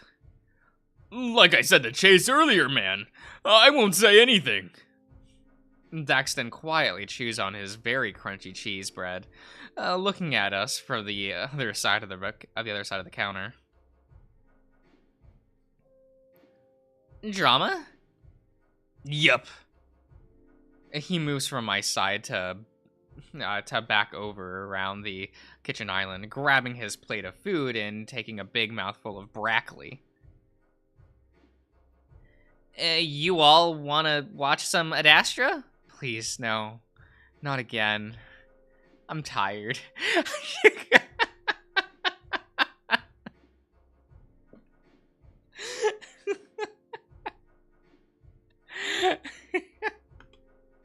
The salamander smiles awkwardly, gesturing to the small living room area.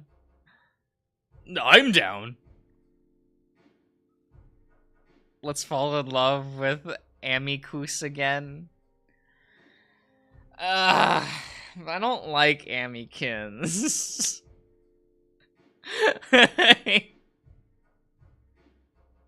It's fine. Carl holds up his bottle of beer before taking a swig. Chase? Flynn? I sigh. Usually TV is a bit too passive for me when I'm trying to get my mind off stuff. Most often, I turn to video games instead. Still, Daxton seems pretty passionate about all this. I guess it can't hurt. Just go choke Cassius.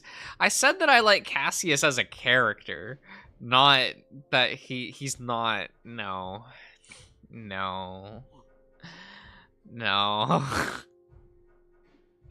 I'll get with Felix. How about that?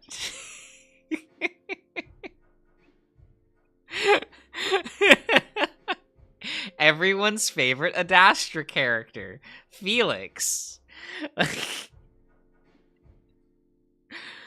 Sure, though all I've ever seen of it are a few of the movies, I think.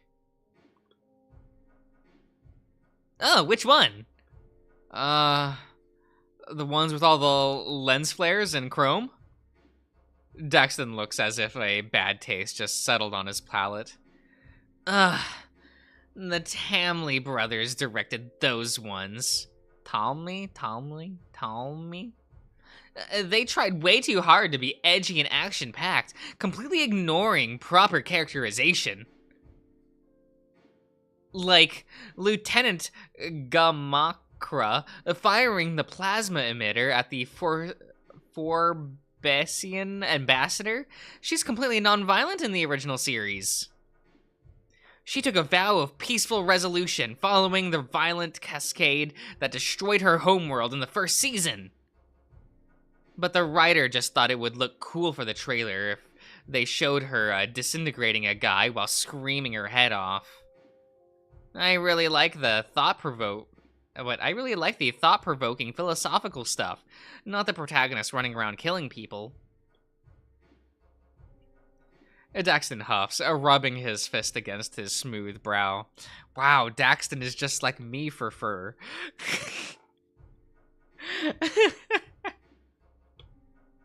I'm not sure exactly how to respond. Yeah, that's pretty not great when that happens. I like the space battles, though. Of course, they were made to appeal to a casual audience. I blink. Daxton quickly holds up his hands, his eyes widening. Oh, I didn't mean that as an insult or anything. No offense taken. I offer him a reassuring nod before taking a bite of steamed vegetables. They certainly taste fresh. Flynn must have gotten these from Peyton. Daxton's stuck having to deal with us filthy casuals tonight. Again, sorry, that's not what I meant. No, I know what you meant. You dig it because you grew up with the original shit, and you have all sorts of fuzzy feelings about it. I'm actually kind of surprised to hear Flynn chime in. Yeah, I mean, looking back, the original series is pretty dumb and cheesy. But it wasn't for you. But if it wasn't for you when you were kids, or the, Titterts? Who watched it back in the 60s. Yeah, dude. Back when we were kids, Leo's dad got us all a bunch of random VHS tapes from the thrift store in Colesville every now and then. Like, really dumb kung fu movies and straight-to-video slasher flicks. Yeah, titterts? Was that the word? Am I crazy? Titterts? Titterts? Titterts? I don't know. I don't know.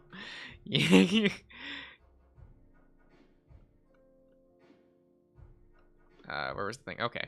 It didn't even matter if they were R-rated. Sometimes on summer nights, we'd gather at Leo's place and watch a bunch of them until almost morning. It feels like a made-up insult by Flynn. Probably. They were all terrible. It was great! I find myself smiling a bit. I'd almost forgotten about all that. Oh, jeez. Flynn's always getting super into them. He would yell at the screen every time the characters did something stupid. Carl chuckles into his paws, grinning toothily at the Gilla. Oh man, you'd get so butthurt. You'd start stomping around and slamming Leo's cabinets until you got in trouble. Flynn looks off to the side. If lizards could blush, I'm almost certain he'd be doing that now. Whenever there was someone with a gun or on screen, they never had any trigger discipline and completely held the gun wrong. And every time, every movie, someone was being chased by some killer or whatever, they'd completely forget how to run. Yo, same. Oh, yeah, you kept count of how many times someone tripped, just like you will do in Carl's route chase. Ah, just you wait. It will be delightful. You had a little notepad with your trip tally.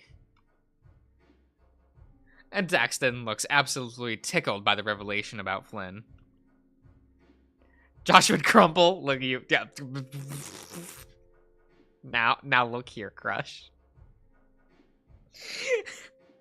I don't crumple all the time. It happens, but like not all the time. Just when I'm being unhealthy that week. And that sounds hilarious. I wish I had friends like you growing up so I could do that sort of thing. Flynn waves dismissively. It was alright. I remember we could never do it when TJ was around. Satanic propaganda and all that, right? He would have been fine if we erased it. Eased him into it. Not erased him, eased him. If we just erased TJ. We could start him with Bloodfire, Babes of Babylon. Carl nods sagely, sipping at the last bit of his beer before getting up and retrieving another from the fridge. So, Flynn, you wanna... Yeah, maybe. Daxton looks pretty elated, the amphibian's lightly chubby cheeks puffed out, some as he grins. I know some really wait. Wait. Schlocky. Not Skalaki, Shalaki. I can't read. You all shut up. Don't worry about it. It's fine. From the first few seasons of the original series. Don't patronize me. I'll put those on. This sounds good, dude. Oh, there he goes. There he goes. Dora cheers you on noise.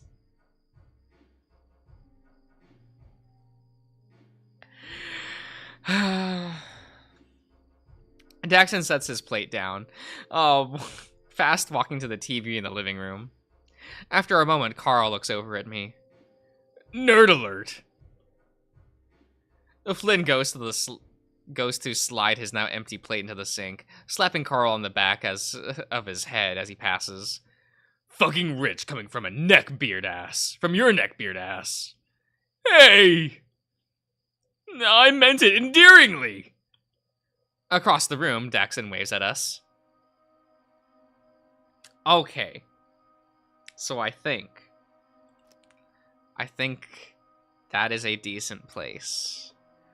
The stop for the night, you know, I think that's pretty good. I think that's a pretty good place to stop. Also, one moment.